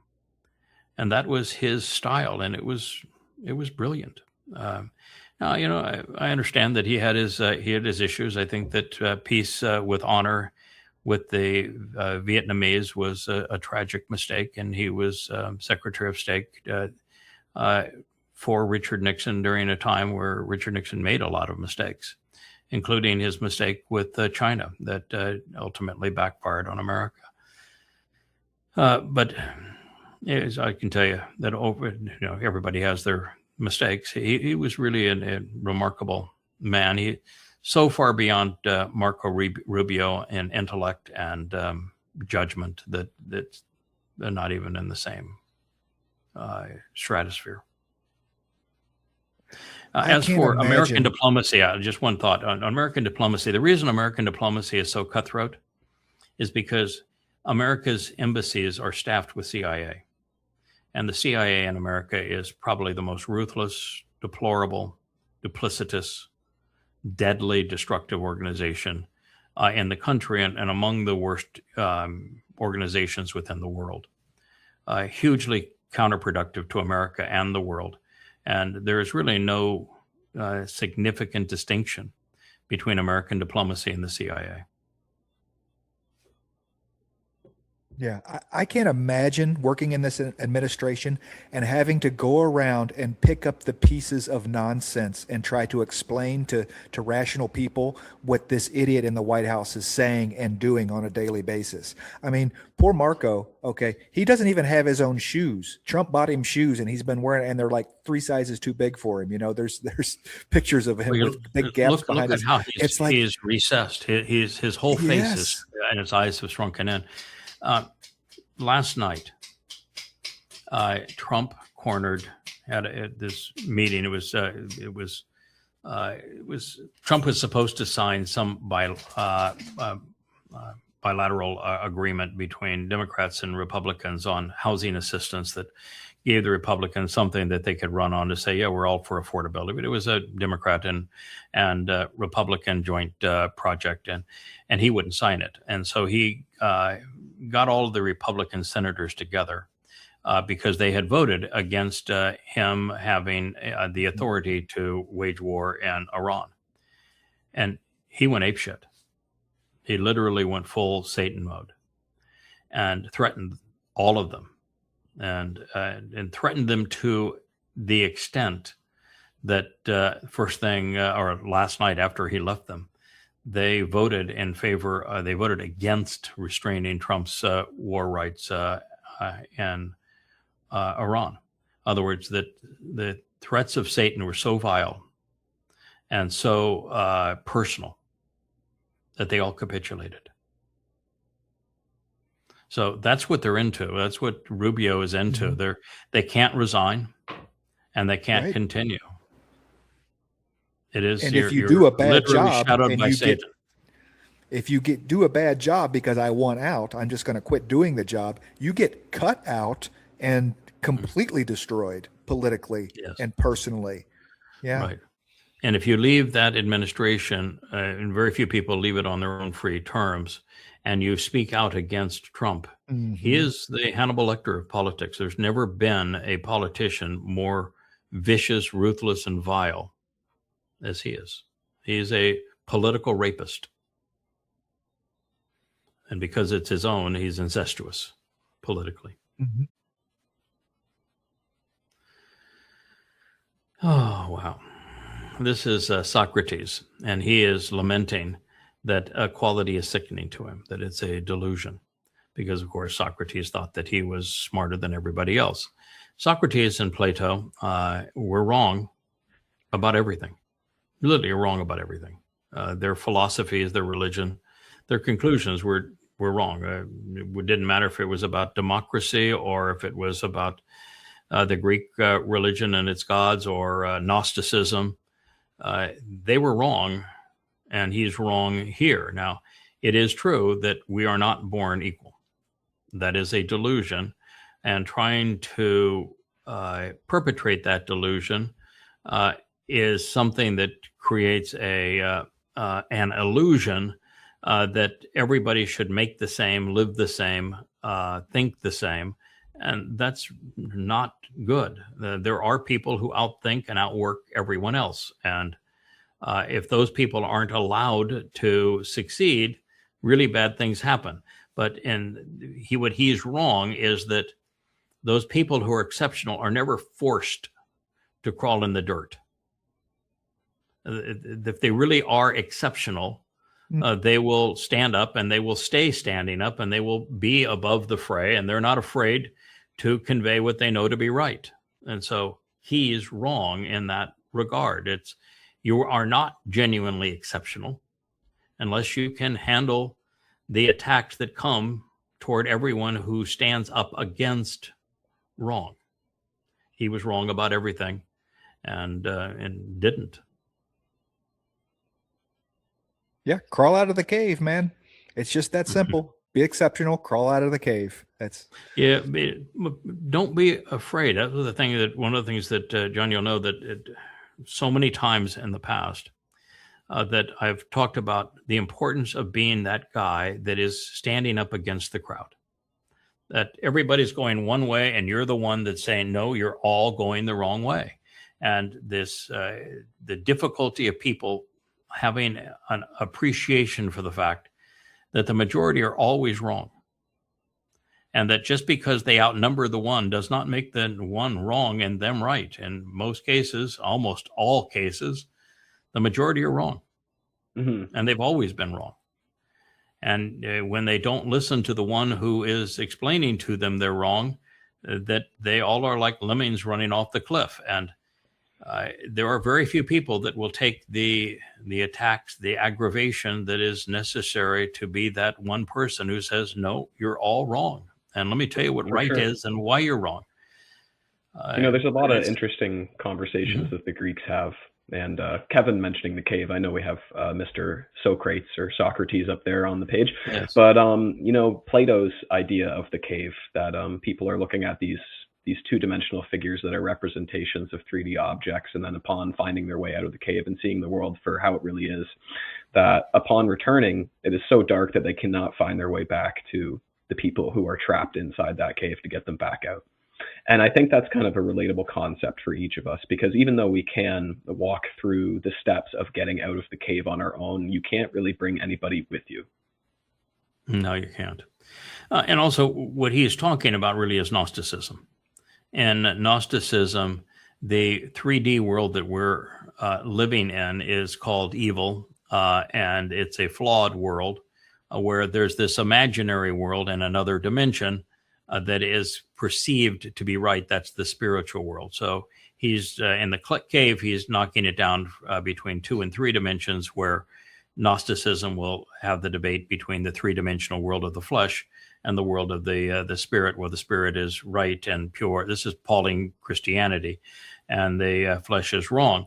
That was the Gnostic approach that was promoted by these philosophers, and it was brought in wholesale into Christianity through Paul, and it's just flat out wrong. There is no imaginary world, and the 3D world that we're in isn't wrong because it's 3 dimensionals. It's wrong because of what we're doing within those 3 dimensions.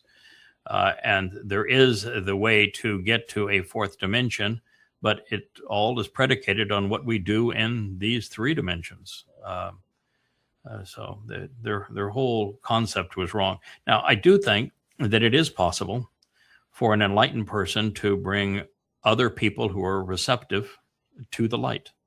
So an enlightened person can crawl out of that cave and hold up a light and speak intelligently and draw open-minded individuals to the light. So you can bring others with you. I know I'm bringing thousands. Yeah, I guess exactly that's the case of what this show is all about. Yes, that's what the show is all about. That's our purpose. Well, 40,000 pages. I mean, no one writes 40,000 pages of material for themselves. I'm sorry. No. Okay. No. I mean, because you could have very easily have done you could have, because that's me.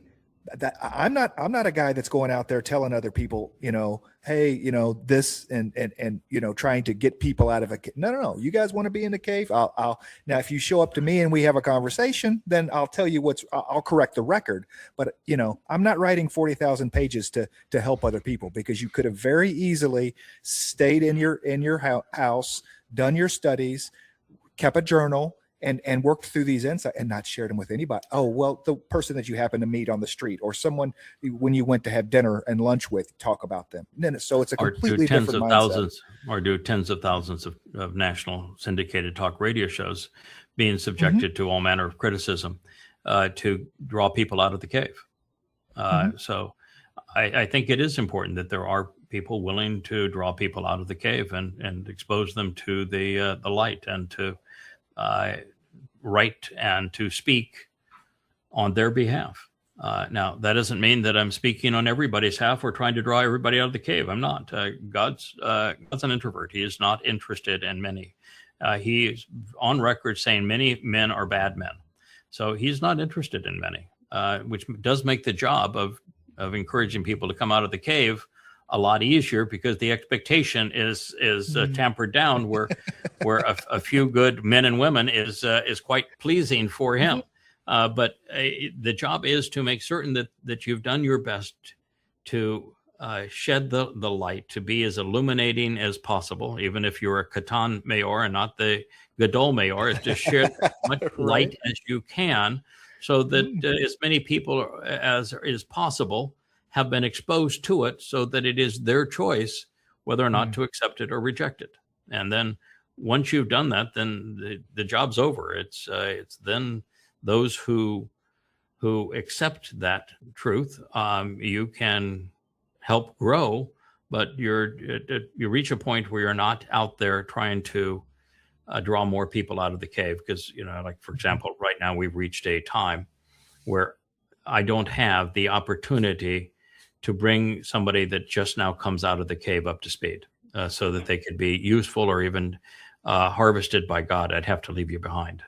So at this point, the energy is better spent trying to cause people who are still in the cave to at least begin to question it, so that you can start building a path to the truth. And we'll leave that library and legacy for them to do so, while at the same time equipping those who have now left the cave and know Yahowah and have embraced what he is offering.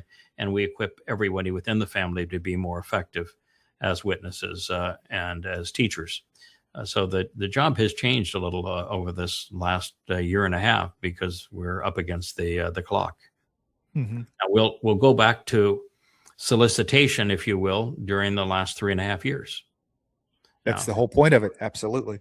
Right. Now we're going to have dismal results. If you're going to grade us on popularity, it'll be dismal results. It'll have a world of dwindling from 8 billion down to a much smaller number. But there's only going to be thousands amongst billions that are going to receive the benefit, that are going to accept that message, where it can be the least bit receptive to it. So this is the reality. Most people are no longer have the capacity to think their way out of that cave. Yeah. You give them the map, but the GPS puts them in the lake. So Goldman Sachs is predicting the global markets for humanoid robots is going to reach 38 billion within a decade. First of all, we're not going to even make it to a decade, and the U.S. economy is going to collapse within probably 4 to 5 years. But this is the carnival barkers having the carnival owner tell you that he's endorsing the carnival barker. Goldman Sachs is not exactly an unbiased source in this particular thing, because they have built their empire on promoting AI, which drives these robots. Oh great, they can fight! Isn't this hilarious? I have not seen yet a humanoid robot that's doing anything that I would consider productive. I don't care if they can run. I don't care if they can fight. I don't care if they can dance. I'm not paying for that kind of entertainment. I'd love to see my wife dance, but not a robot. Right. And I wish I could run like I did when I was young, but I'm not interested in seeing a robot run. They have not created anything that has any value at this point. And you don't have any means of certifying that what you create won't be deadly. You just don't. And Well, so, and I saw an interesting post the other day that was talked about when AI was allowed to design its own robots, they never used a humanoid form. This is man, okay, because whatever task that robot was supposed to have, that they never used that. It needed more arms. It had a different lower center of gravity. It didn't need, the head on top for visual thing, whatever it was doing. And so we are designing these humanoid robots whenever that is not the most efficient platform to do whatever this task that this robot is going to have. Okay, but there's a reason that the humanoid robot is being created, and that is because the world is catered to a bipedal creature called man. And because of the environment we've created, whether it's the driver's seat of a car, or if it's the stairs, or it's a sidewalk, or it's the floor plan of a home, everything in our world is created for the bipedal creature of man. So if you're going to have a machine that's going to be able to enter your environment, the car, the bus, the sidewalk, the home, it has to be like this because we have created our world like this. So there's two reasons for a humanoid robot. One is that it's the only way for them to enter and participate and contribute in the world that we have created. Okay, that's just the fact of the matter. The second is that it is more comforting for people to see a machine that looks like them as opposed to one that looks more like a tank or a spider.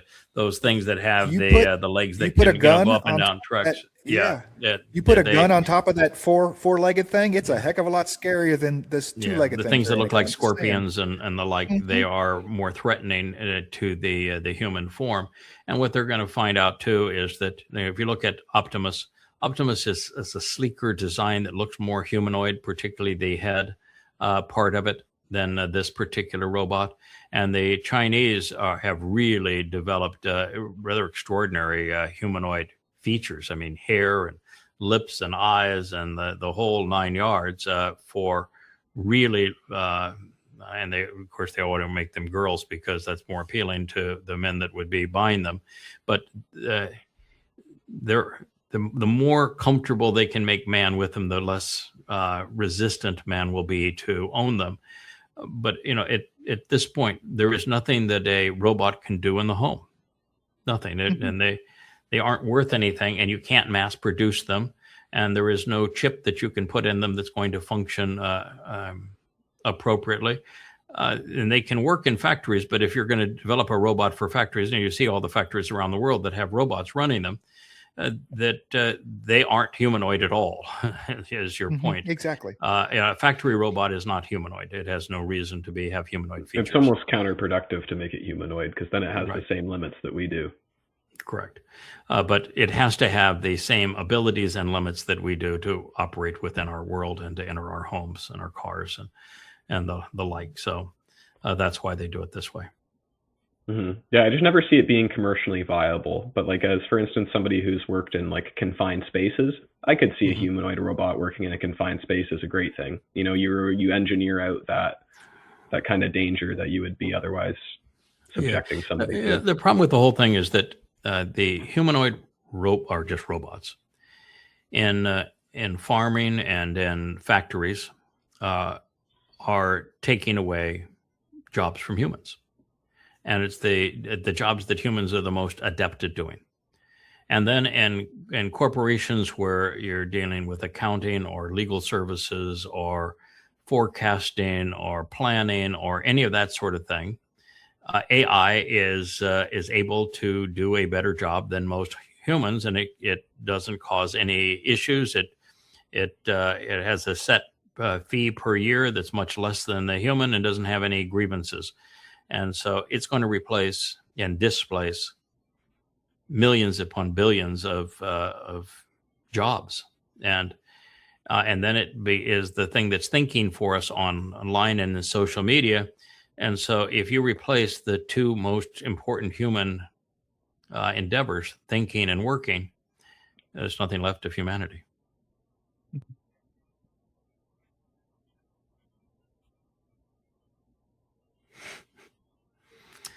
Oh, Mr. Gold. Everything in your life is about to take a positive turn. Don't give up. So many good things are coming. Hashem has promised. Yeah. Why don't you actually read the text and find out what Yahweh said? Because what Yahweh said is that we're in the time of Israel's troubles and that his name is Yahweh. It's not Hashem. And over the next 7 years, it's going to be the worst, the most negative turn in all of human history. Nothing will compare to this next 7 years. So by spewing out trash in the name of a fake God, you are deceiving people. Shame on you. People need to be, particularly Jews, need to be aware that there is no Hashem. There is a Yahweh. And he has told us that as of the 22nd of May of this year, you entered the time of Israel's troubles. You are being betrayed by Trump and the United States and the world. You're being isolated. That the world is becoming wholly inhospitable to being Jewish, and that ultimately Iran is going to send millions of jihadists into Israel, and it's going to be catastrophic. So that's the truth. And you need to know that's the truth. And God's not doing that to you. You did that to yourselves. And it's because of liars like you with your Hashem antics. Nice flowers, though. I can't touch posts like this with a 10-foot pole. I just can't. I see so much of them, and I understand this idea of having a positive mindset. I am, surprisingly to most people, a very positive person. Okay, but that is an internal thing for me. This Pollyannish idea of me being positive of just so everyone else feels better around me, it's not in me. Okay. The other part of this is that I don't know any rational person in today's world can look outside their window, can look in social media, can have any interaction and think that, oh gosh, things are going to get better. Not one person. No. And not one person saying it either, No. Oh, so why lie to yourself? Like this exists? Why lie to yourself? Yes. Right. Why lie to yourself when it's obvious that the world is imploding and life is becoming impossible, particularly if you're Jewish, and Hashem would appeal to only Jews. So why would you say such a thing when the opposite is so obviously true? You can have a positive attitude. I have an exceedingly positive attitude. I expect the best of everything that we do and attempt to achieve, and the best of Yahweh. Yahweh loves positive attitudes. Negative attitude is the most debilitating thing, and a person can possibly have. It's the worst of all handicaps. But having a positive attitude and streaming nonsense like your life is about to take a positive turn. That's not a positive attitude. That's just simply lying. And lying is not positive. Thanking Hashem is not positive. It's lying. Even if you have a cute little heart following his name. Or not name. I hate emojis. Iran has informed the U.S. that despite troublemaking fake news, let's be clear.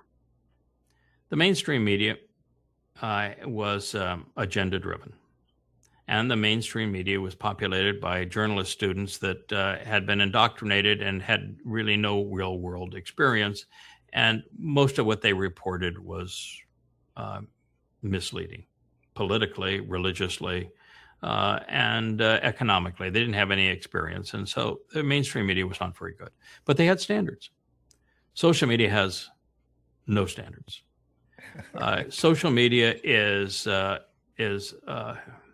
infinitely inferior to what they would call fake news, the mainstream media. Infinitely, it's not even remotely comparable as to how awful and standardless social media is. It is a cesspool. So let's drop the fake news. There are no tolls or insurance costs or any other charges, all caps, of being sought or received by Iran on ships traveling through the Strait of Hormuz. When he put in sought, it's an outright lie, and the rest of it is deceiving.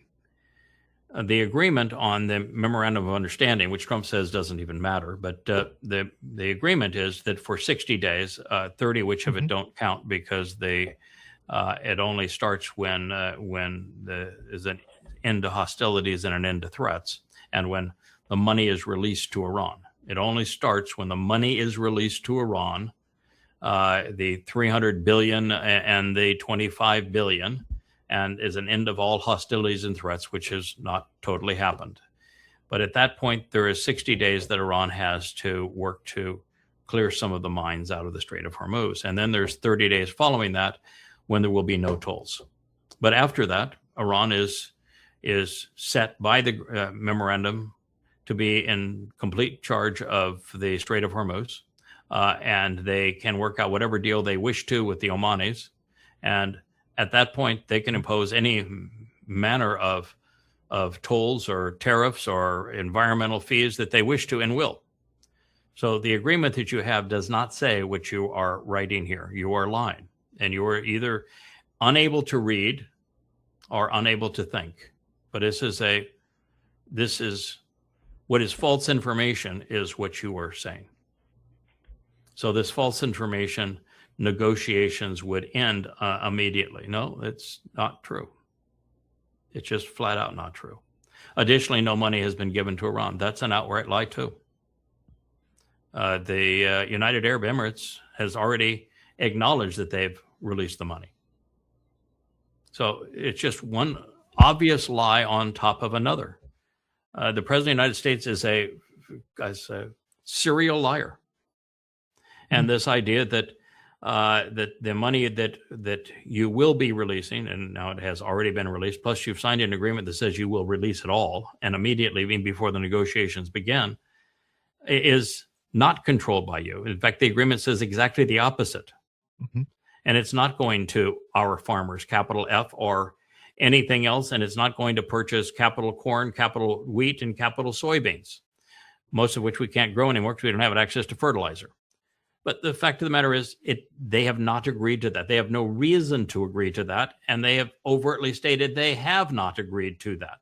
It is all a lie. It's just what a reprehensible soul.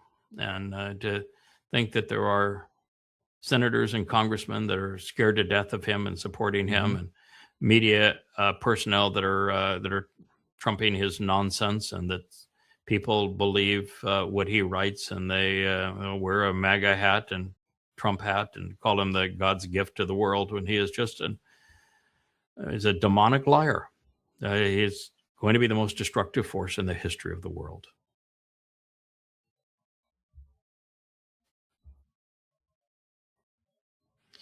There is no salvation outside the Catholic Church. One thing I appreciate, though, at least they wrote this on a black background.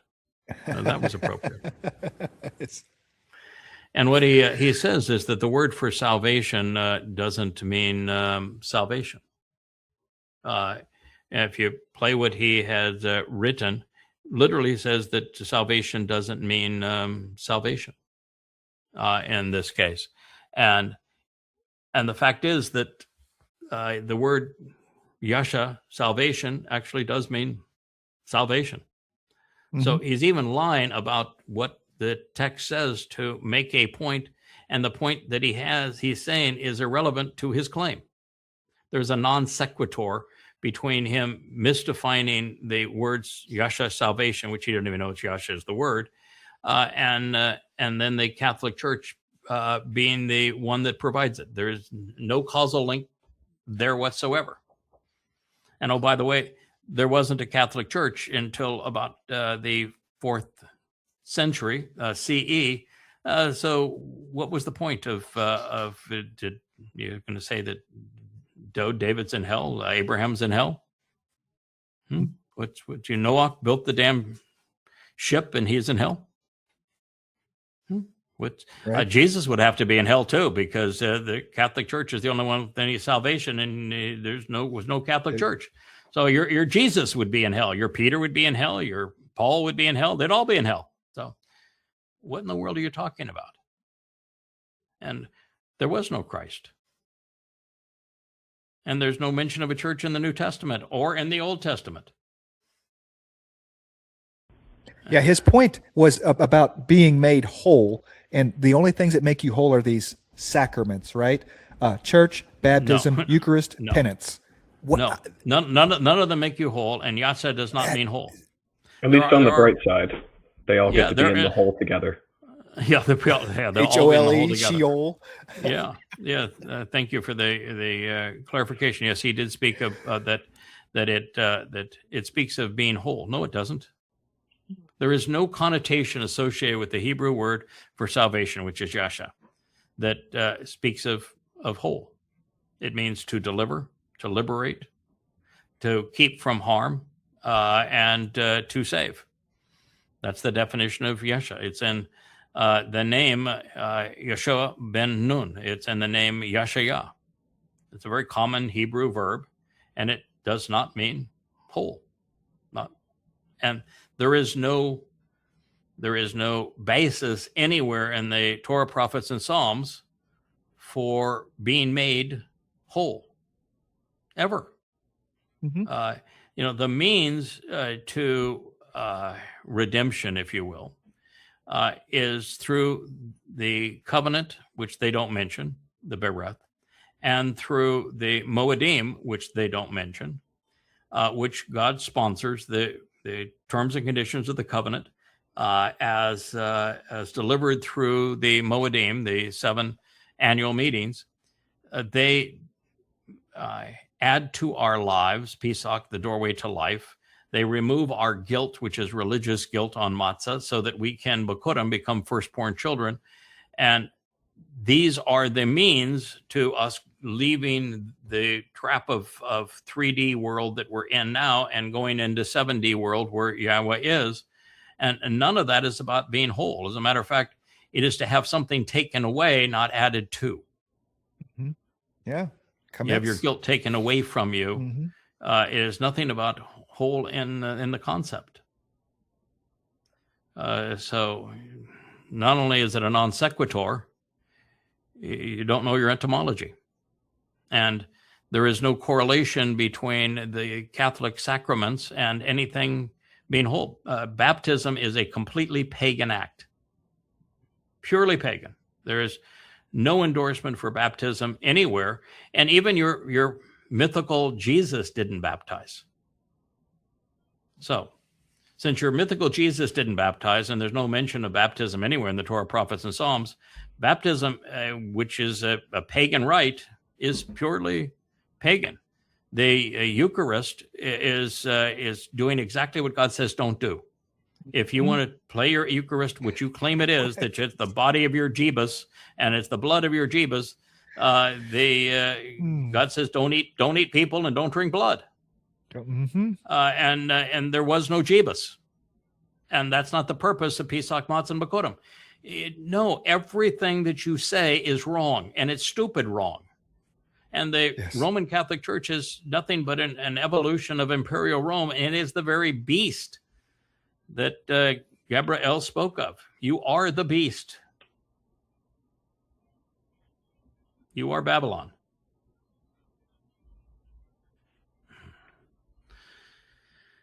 Well, Jews are just as stupid as the Goyim are. In destroying the Jerusalem temple, Nebuchadnezzar forced the Jews to do the one thing that could transform their tribal religion into a universal faith.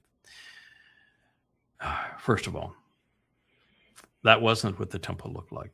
And if your AI isn't capable of taking the copious depictions of what it was designed to represent, then you really got a really, really crappy AI.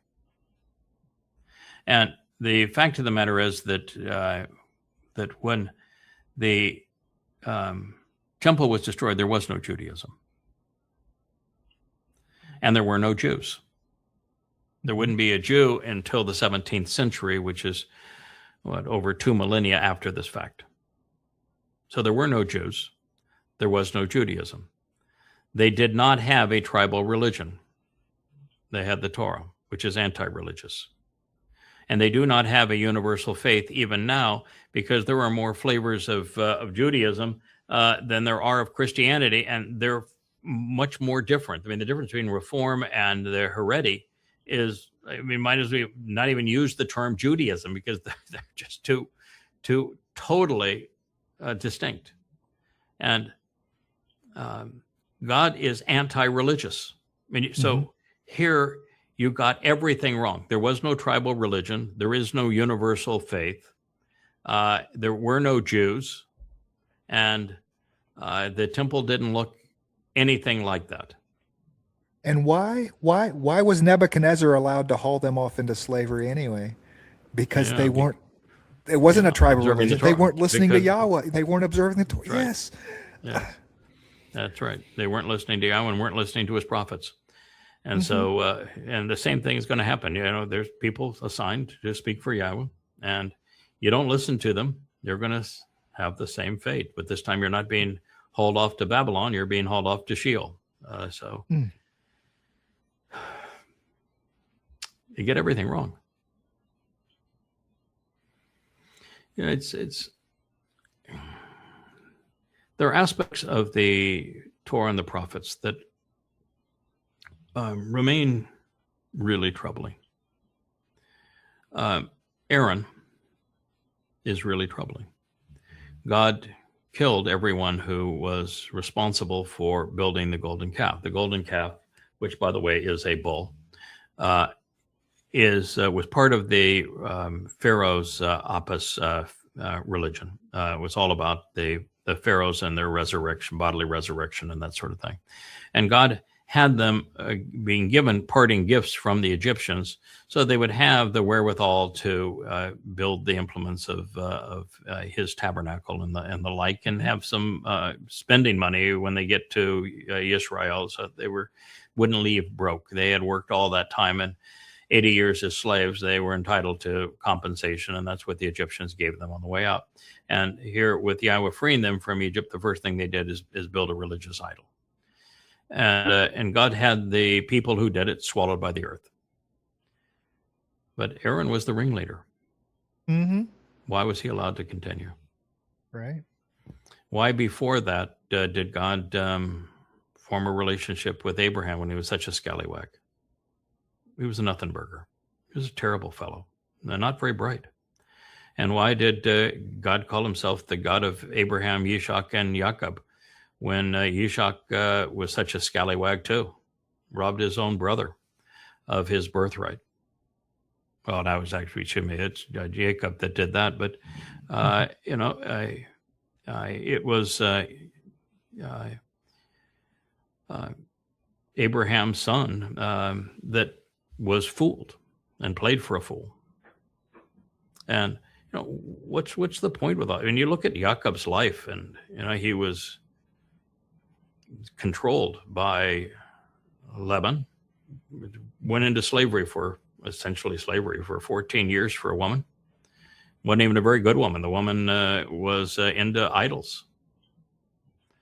They're really louses. They're terrible people. And the 12 children of Israel, you read what's written about them. They were horrible what they did.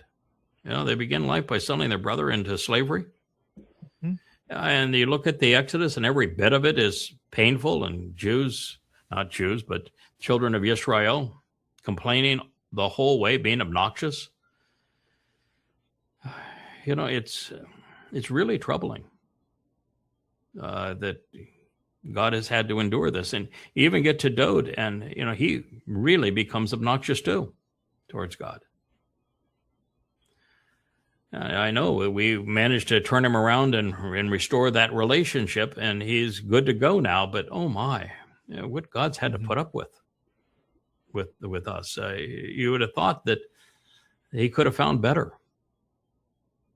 What in the world with Aaron?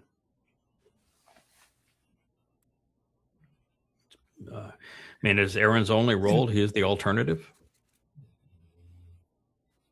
Yeah, and he was the carrot. He was the help as far as, remember Moshe says, I don't speak very well. And so, well, your brother Aaron can't shut up. Take him with you. He'll do all the talking, right? So it was kind of Moshe's choice for Aaron. It wasn't Yah's choice for Aaron, Yeah, I mean, I understand that Yah was frustrated with Moshe. He had given Moshe every advantage and every opportunity. And he was the only person on the planet that had been prepared to do this. And he'd been prepared 80 years ago to do this particular mission. And when God came to him after what was a miraculous birth and a really extraordinary young life, and Moshe said, I'm not going to do it. And God got exceedingly frustrated with him.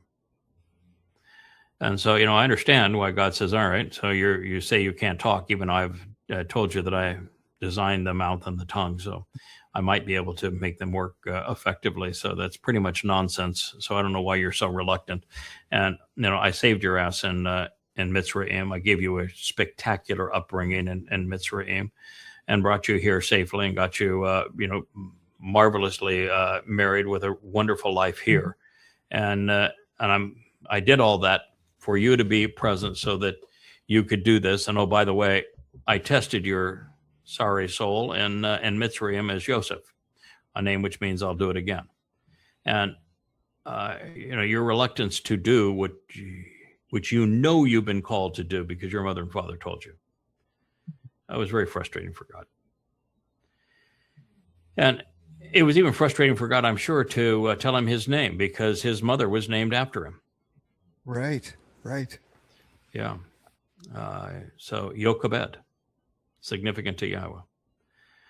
So it's frustrating for God. So I know that what God much really would have preferred is you're complaining that you don't talk well and your brother's a blabbermouth. But, think this through. How did his brother even get there? How did his sister get there? We were told that Moshe escaped. How was he able to escape with his brother and sister? Mm-hmm. Really?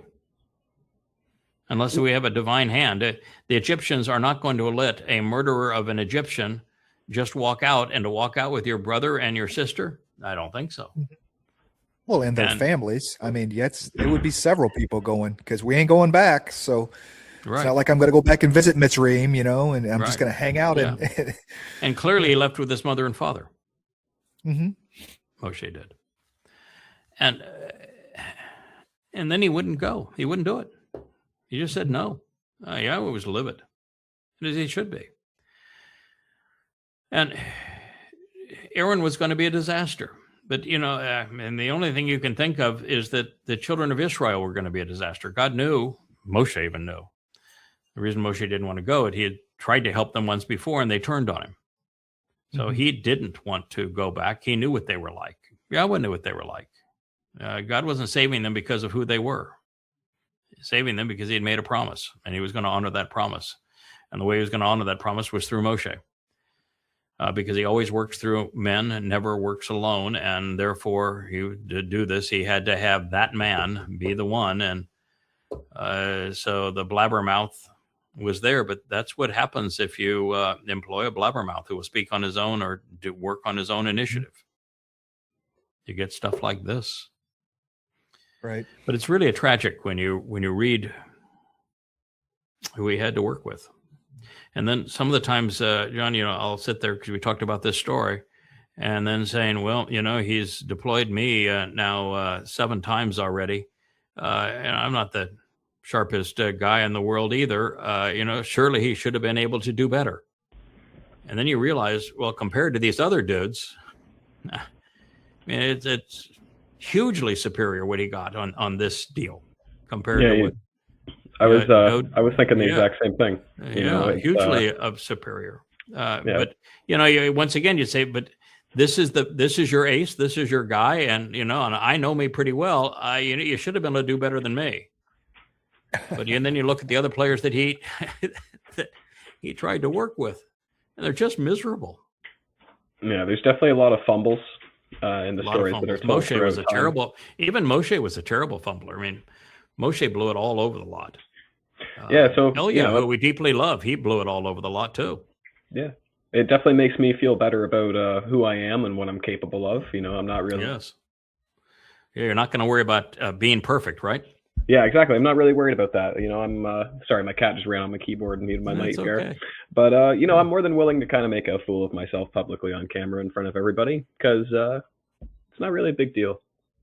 Well, we're not making in the world. Yeah, not making fools of ourselves. And the thing too is that, well, to speak of things that people don't want to hear, that are in opposition to everything that that is being promoted as a lie, and to go onto social media in an environment where the only people that are popular are the anti-Semites and conspiratorialists and political and religious hacks, that takes some doing, and you're never going to have an audience, so it does take some courage and some wherewithal and a willingness to say, I'm going to go out and do it. We'll not worry about how well we come across. We're doing it because it's the right thing to do. Yeah, for sure. And I just think it's definitely reassuring to be able to look back at, say, Moshe's fumbles, and he's a very, very important individual in this entire overarching story. And there was a lot of space for Moshe to make mistakes, and I think similarly there'll be space for all of us to kind of stumble our way through life.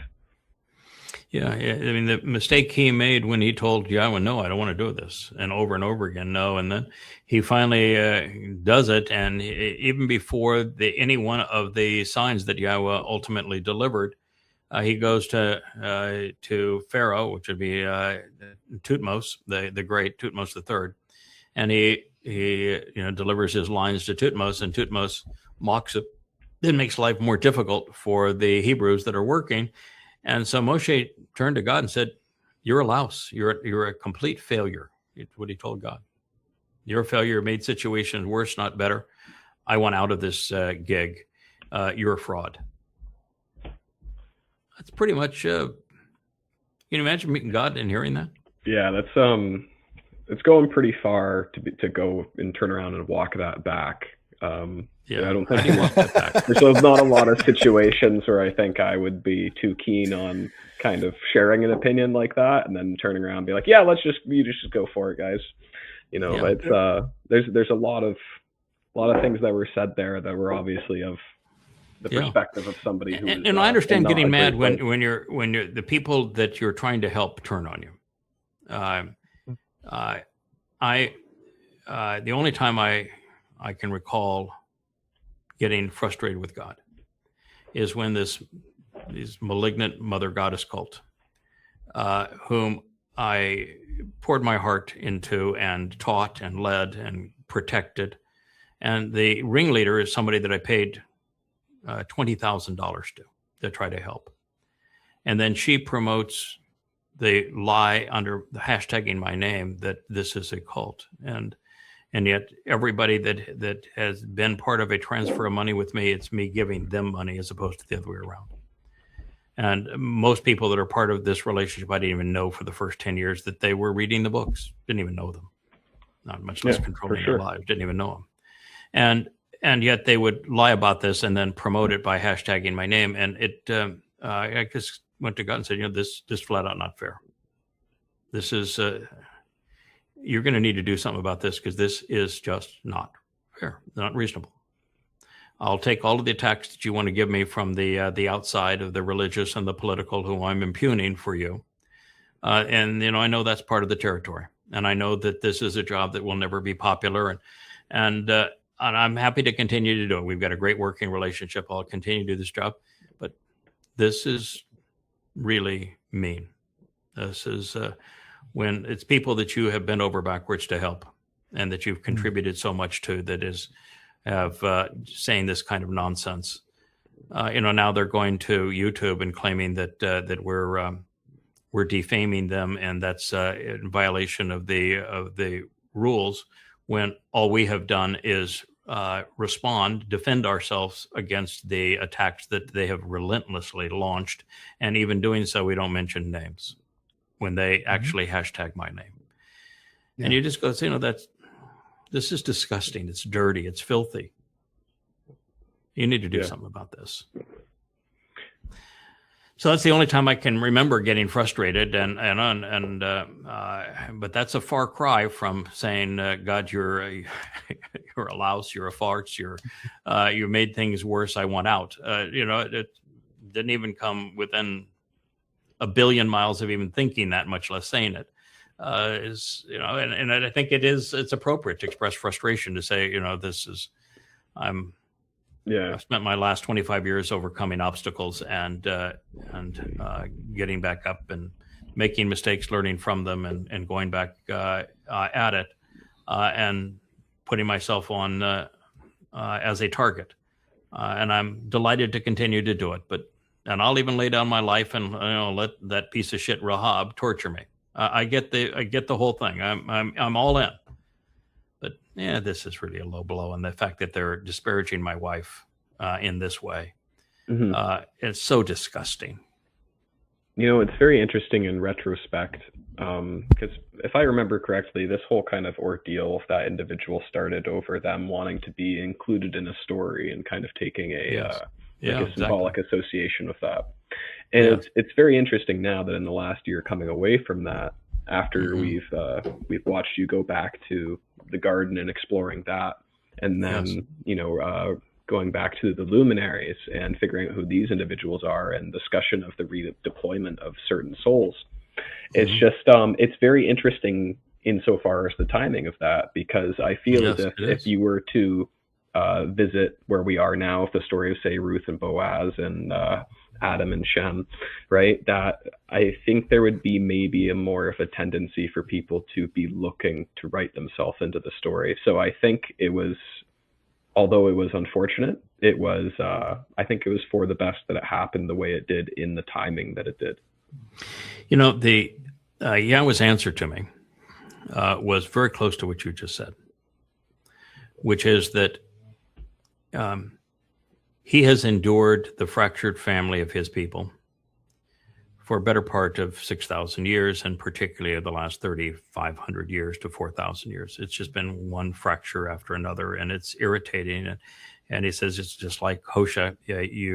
Unless you're married into it and you feel that pain and you understand that pain, then you really can't. You're not in a position to speak for me, because I want somebody that is speaking for me that knows the pain that I've endured with my people. You can't speak for me without empathy.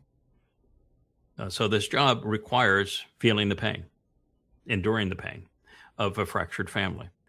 And so God says that you had to endure it. This was important for you to endure, because then you're in a position to speak of me and for me in a way that is impassioned, because this is what I have dealt with. And then the other is, why do you think I wrote the story of Miriam in Numbers 11? Why do you think and Numbers 12? Why did I tell that story? Why do we have these stories that permeate the prophets, that speak specifically to what they did to you, and that I provided you with? Well, look at Yeshayah, when he, in 57, and he is speaking of those who claimed that this harvest was theirs and didn't go, and are belly aching about it, and now are going to go to Sheol. He's written the whole story. The introduction of the Towrah is not in Yeshayah. It's written by Ethan Hajraki in the 14th Mashal, and it begins by acknowledging the attack on the Towrah's wife. And so God's answer was, I've defended you. I've given you scores of prophecies that speak to it. But it was important that you endure it, and it's important that I defended you. And so there we are. Are we cool now? Sorry. Yeah. Yes, and sir. I don't know Cool. anyone sane that wants to write themselves into this story. No. Good God, you don't want to write yourself into this story. Look at poor Leah. She had always been anonymous. She was happy being anonymous. She's an introvert. She did not want to be known in the story at all. She was just happy as a lark, being the Ruth in my life, supporting what I was doing. That was just glorious for her. And then she comes and she presents the 31st Mashal, where she is clearly written into the story. And then we tie that into the story of Ruth and into the story of Leah. And we go to all of the absolute proofs that this is for real, that she was the one who was there, as was I. And she's now undeniably the Amma, and she is Asherah. And she is now dealing with this, and as Rich will say, knows that the first few months of it has been really, really tough. And I think it's finally now, as I'm going and rendering, because when you're written into the story, you're a target, and being a target is no fun. And finally, and then all of a sudden you have all this responsibility, where prior to that it was just fun, and now you've got responsibility. The thing about the story of Ruth that is going to help her, and at first it was a shock to her. Ruth completely surrenders to Boaz. She just falls at Boaz's feet and said, I want to be perceived as your slave. I'm not going to be like the other slaves, but I want to be your slave. I am all in. I completely trust you. You're it. And she asked him, so why did you grant me what I've always wanted, which is, I've been abused. You have to realize that Ruth was gorgeous. I mean, absolutely stunningly gorgeous and brilliant and bold. And so much so she was ostracized by her own people, which is why she ended up marrying a man who was named sick and dying, and one that died out from not of her people. Because your people wanted nothing to do with her. A woman that bold, that bright, that beautiful, she was ostracized. And she spent her whole life being ostracized. And finally she said, you get me. This is it. I'm going to die right here. I'm going to work here. I'm going to die here. And Boaz, what he actually says is one of the most impassioned speeches ever. But he says, you were willing to azab, forsake your mother and father. Well, they were abusive to her. They didn't like her either. She's an acquired taste. Even to now, she's an acquired taste. And you rejected your own people and that religion of Moab. You rejected all of that, and you left it all to come to a people that you didn't even know before the day before yesterday. And he says, I am in a position of authority here. I have compelled everyone who knows anything about your story to tell me every nuance of your story. I know your life better than you know your life. And I've also listened to Yahweh. What he said is, God says, I'm going to finish the work that you've started. And so that means that we're going to finish the work that you've started. And that's when she just says, oh, then this is I'm going to surrender right here. And he then comes out with a speech to his people. And mind you, he's the most powerful, influential, wealthiest man of all Israel. There isn't even an Israel at the point. There is the 12 tribes, and he's in Bethlehem, and he's the leading landowner. He is the man that everyone respects. He is named as the most powerful person there is. Yahweh names one of the 2 columns of the temple after him. This is an extraordinary man. And this man then goes and he tells everyone that worked with him. He says, don't you give this woman any flack. You do not criticize her. You do not get in her way. You do not abuse her in any way. And then he says, you make certain that she is not only can glean in our fields, but I want you to go back and what you have harvested, I want you to unharvest, so that it's easier for her to be productive in our fields. And don't you dare touch her. And then he hand feeds her.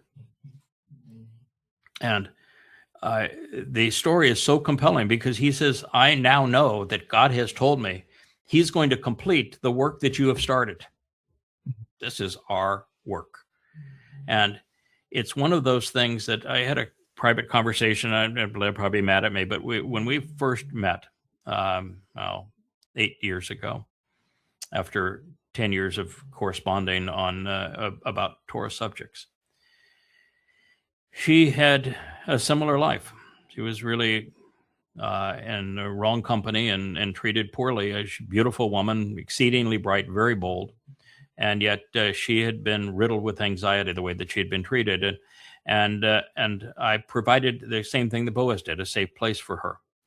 And she was, at that moment, did the same thing that Ruth did, which is she says, I'm yours. And when a strong woman who is very bright does that, it doesn't make the woman, does not put the woman in a inferior position to the man. And that's how most people would read that. She bowed down right before him. She fell on her face before him.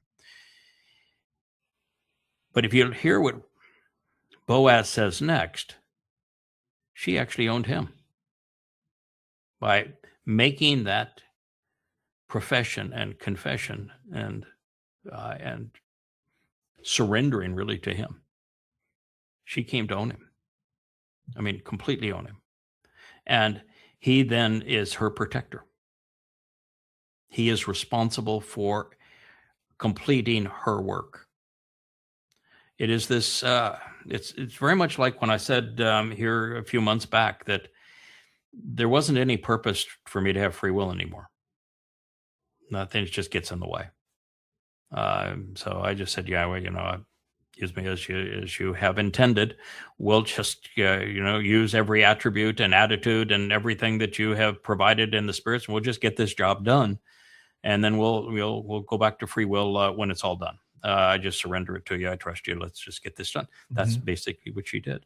And and what she is now doing in this process of going from anonymous, other than she's my wife and I'm a lightning rod for attacks, and that put her in a position where she was like Moshe's wife, who was attacked by Miriam and the other women, just like the mother goddess went after my wife Leah. She went from that to being a named player in the story and all the responsibility of that, and where she is, she's produced 100+ songs in the last year. Who produces 100 songs in a year? Because she has a sense of responsibility, and then the vulnerability of being a named player. And now, as we are studying the Ruth situation, she realizes that I'm responsible for her. I'm her protector. I'm her safety. And we're going to do this together. But I take all the lumps. You don't. You're there, and it actually says in that description that she chawas. And so she becomes what Chawa was not: supportive, contributory. So it's a really powerful explanation. I thought that the first chapter of Ruth was as riveting as anything you'd ever read. When Naomi goes berserk and accuses Yahweh of being evil, that a realization that Naomi is Israel, and that the Amma paired with Boaz redeems this malcontent Israel, who's had these horrible perceptions of God. And I thought that was, wow, I mean, what a story that one is. Okay, that's enough for the book. And then you get into this relationship between this man and this woman, and how she surrenders to him, and how he comes up with this whole diatribe of, I know exactly who you are and what we're going to do together, such that she's for the first time comforted and knows that she's in the right place. And he then falls so hopelessly in love with her and so enchanted with her brilliance and her charm and her character that they become the most influential couple in the history of the world. Literally delivering the kinsman redeemer multiple times. So it's just an amazing story, but that's how you can go from being anonymous to vulnerable back to protected and productive. You've got to protect the vine for it to be productive. A cold snap, wind, drought, so many things, pests will destroy its ability to be productive. Mm-hmm. You've got to protect it. You've got to nurture it. You have to prune it, So another responsibility. This one's at least pretty and smart. Right. And contributory. Mm-hmm. But I think you'll see a difference as she settles into the Ruth story because it's revealing. The first response was, "Oh, I couldn't have done that. Oh my God, that's exactly what we were like. That's exactly what we said to one another. That's exactly how that played out." And so it is really, really weird to see yourself in a story that's 3,200 years old. But it's the only way that God could have kept the whole thing on track. Yeah, there was a brilliant plan. I really respect the plan, and He made it hard. Imagine how hard it was on Noach. Imagine how hard it was on Chinook. How hard it was on Ethan Hajraki. How hard it was on Ruth and Boaz when they bore Emmanuel, Dode, to fulfill Pesach. Mm-hmm. And yet you find Dode so appreciative of that support in the middle of him discussing the pain of crucifixion in the 22nd Psalm, Mizmor, and then of going into Sheol. He speaks of his father protecting him in Sheol, and his mother gave him the strength to endure Pesach. Mm-hmm. I mean, so, the appreciation is there, and you can see that the work paid off. All right, well, we'll do one more, and then we'll call it quits here. Elon Musk says that SpaceX wants to take people to the moon, Mars, and beyond. Bull. Absolute BS. He is worse than the snake oil carnival barker. Really, he is. He's nothing but a con artist. That's who Elon Musk is. He is a con artist. No one is going to live on the moon. Mm-hmm. The moon is actually more caustic than Mars is. The temperature variations, the lack of pressure, the radiation that is there, and the regula, the harshness of that soil. There is nothing to be gained to live on the moon, and any extensive time on the moon is going to kill everybody. And the only way you could ever survive is under 9 feet of soil that is deadly in every aspect. And so you'd have to live in a hole in the ground that you're covered with dirt. Why not just live in a cave here on Earth? Can do that here, yeah. Yeah. So no one's going to the moon. No one will ever go to Mars that will return. Anybody that tries to go to Mars is going to die, and die there probably either in landing or within days or weeks of getting there, and there'll be no one who ever comes back from Mars. Never. And going beyond is absolutely impossible. So, no, he's lying. He's scum. And he's no longer a trillionaire. I think the stock IPO'd at like 150, right? And is it not down to like 79 or 60, something like that? Yeah, it raced up to 150 in aftermarket trading, and it's fallen since that time. As they have, you got nothing. You really got nothing. You have a rocket company that has a 90% share, which is more than it will ever have, and under a 90% share loses money. And is totally dependent on government contracts. You have a satellite company that is amortizing its satellites over 20 years that don't last 4 or 5 years, and they're obsolete. And so the only reason it looks like it is profitable because of the GAAP accounting rules and the accounting of make-believe. And then you have the AI company, which he's essentially a non-player in. He's an afterthought. and everybody that's in that field is destined to lose money forever. They're only in it for control. So, and the hype of make believe on Wall Street. So, no, it's a nothing burger. And Tesla is with EVs is disintegrating, and that's why they're trying to go to the hype of Optimus and the robot. But he's way behind the development curve on Optimus. It's something that probably can never be mass produced, but it could never be tested in real time to make it safe.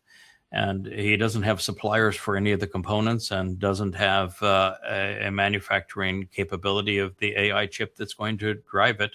And no one's ever been able to make an advanced AI chip in America. It's just Swiss cheese. He is not the most wealthiest person in history, right? We know he's not, but he will forever be remembered as the first trillionaire. And I think that's all he wanted. Well, the trillionaire is only because money is not worth anything anymore. Mm-hmm.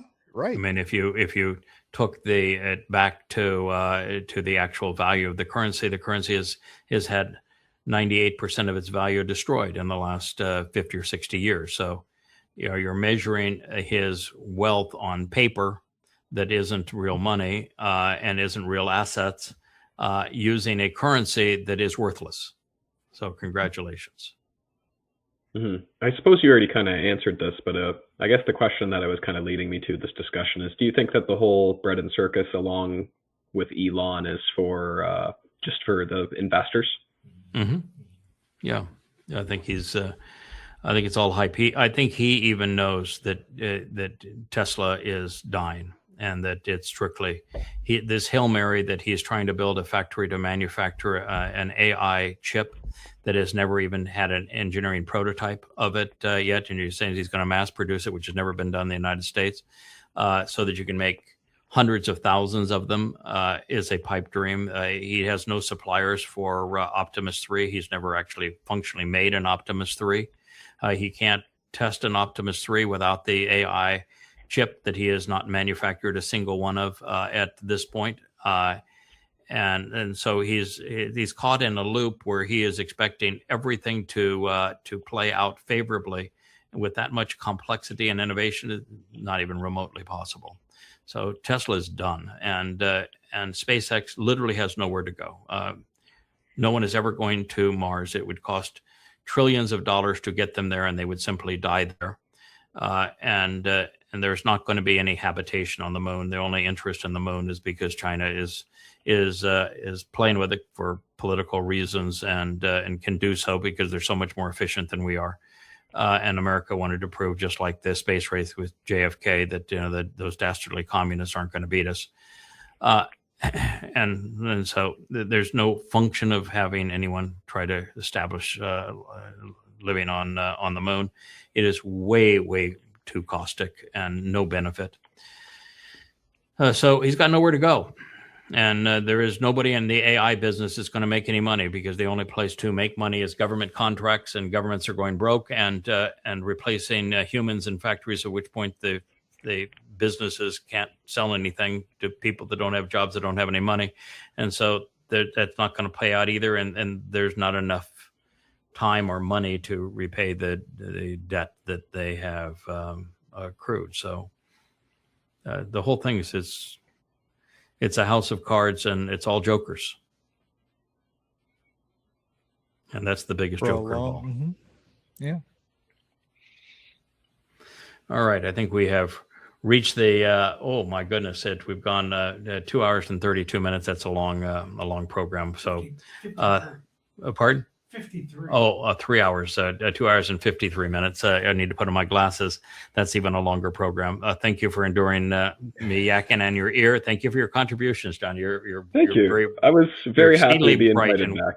Yeah, you're very bright. You're well read. You know the covenant. You know YAHOWah well, and you're well versed on a lot of other subjects. I mean, the Socrates references and the cave and the 2 to 3 dimensional construct, that was pretty impressive. I know a little bit about a little bit. I'm not an expert in anything, but we'll see one day.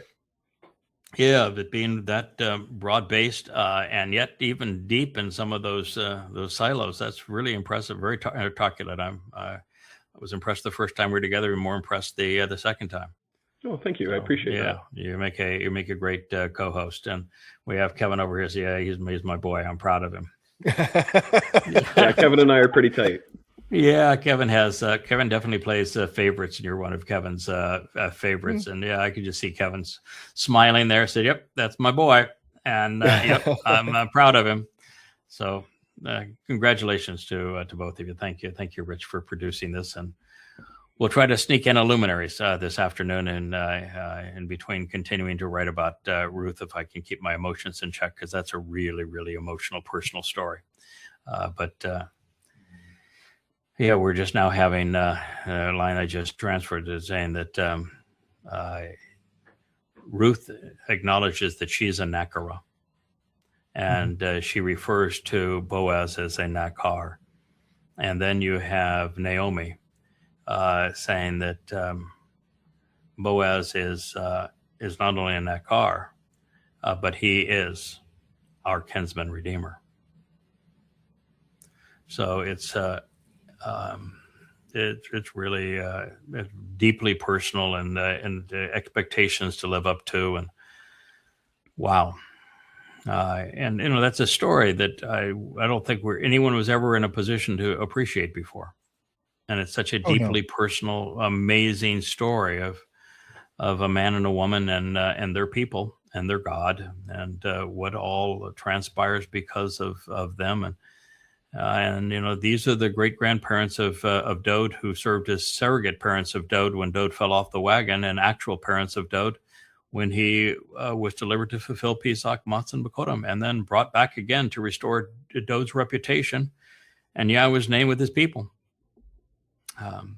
So the lives are forever interwoven at this point. There is no, and they were even prior to that with Noah and Shem.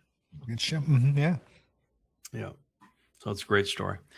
There's still a lot to uncover. There's still a lot to uncover. There's, that we have 1,000 years after the next 7 years. And I don't think first of all, I don't think that based upon what I'm witnessing, that I'm going to lose my day job. I think I'll be able to continue to write these stories and these books and convey them, even as part of the vlog. I think there's a lot of people that are doing vlogs that are really, really, really good as part of the covenant. But again, I'm not in much jeopardy of being replaced. And by the way, if I were being replaced, I'd be yeah, out of way to go, man. Right. You go, man. You go, here girl. Here you go. Yeah, here you go, man. I'll give you. Here's my mic. I'll give you my mic. I'll give you my camera. I'm out of here. Definitely gonna have tenure for a while longer yet. That you're stepping right up. But it is good to see what is developing. I couldn't be prouder of what we're doing as a family. It's wonderful. The timing is great, and these programs I think are helpful. I think even having the daily program, Rich, and this was Rich's request and Leia's request, and Kevin has been the mechanism behind it going, and then the co-host. I think this, talking about just all of these issues which are pertinent to people's lives today, has worked really well. So thank you, John. You're terrific. Thank you, Kevin. Goodbye, Mr. Muck. Go and fool somebody else. There's always a fool to fool, and you have certainly become expert at doing so. All right, Rich will give it a close. Wookie is saying it's time to go stretch our legs. Goodbye. Goodbye, everyone. Hey there, thanks for tuning in. That was Fetch. Gotta run now. Catch y'all on our next podcast.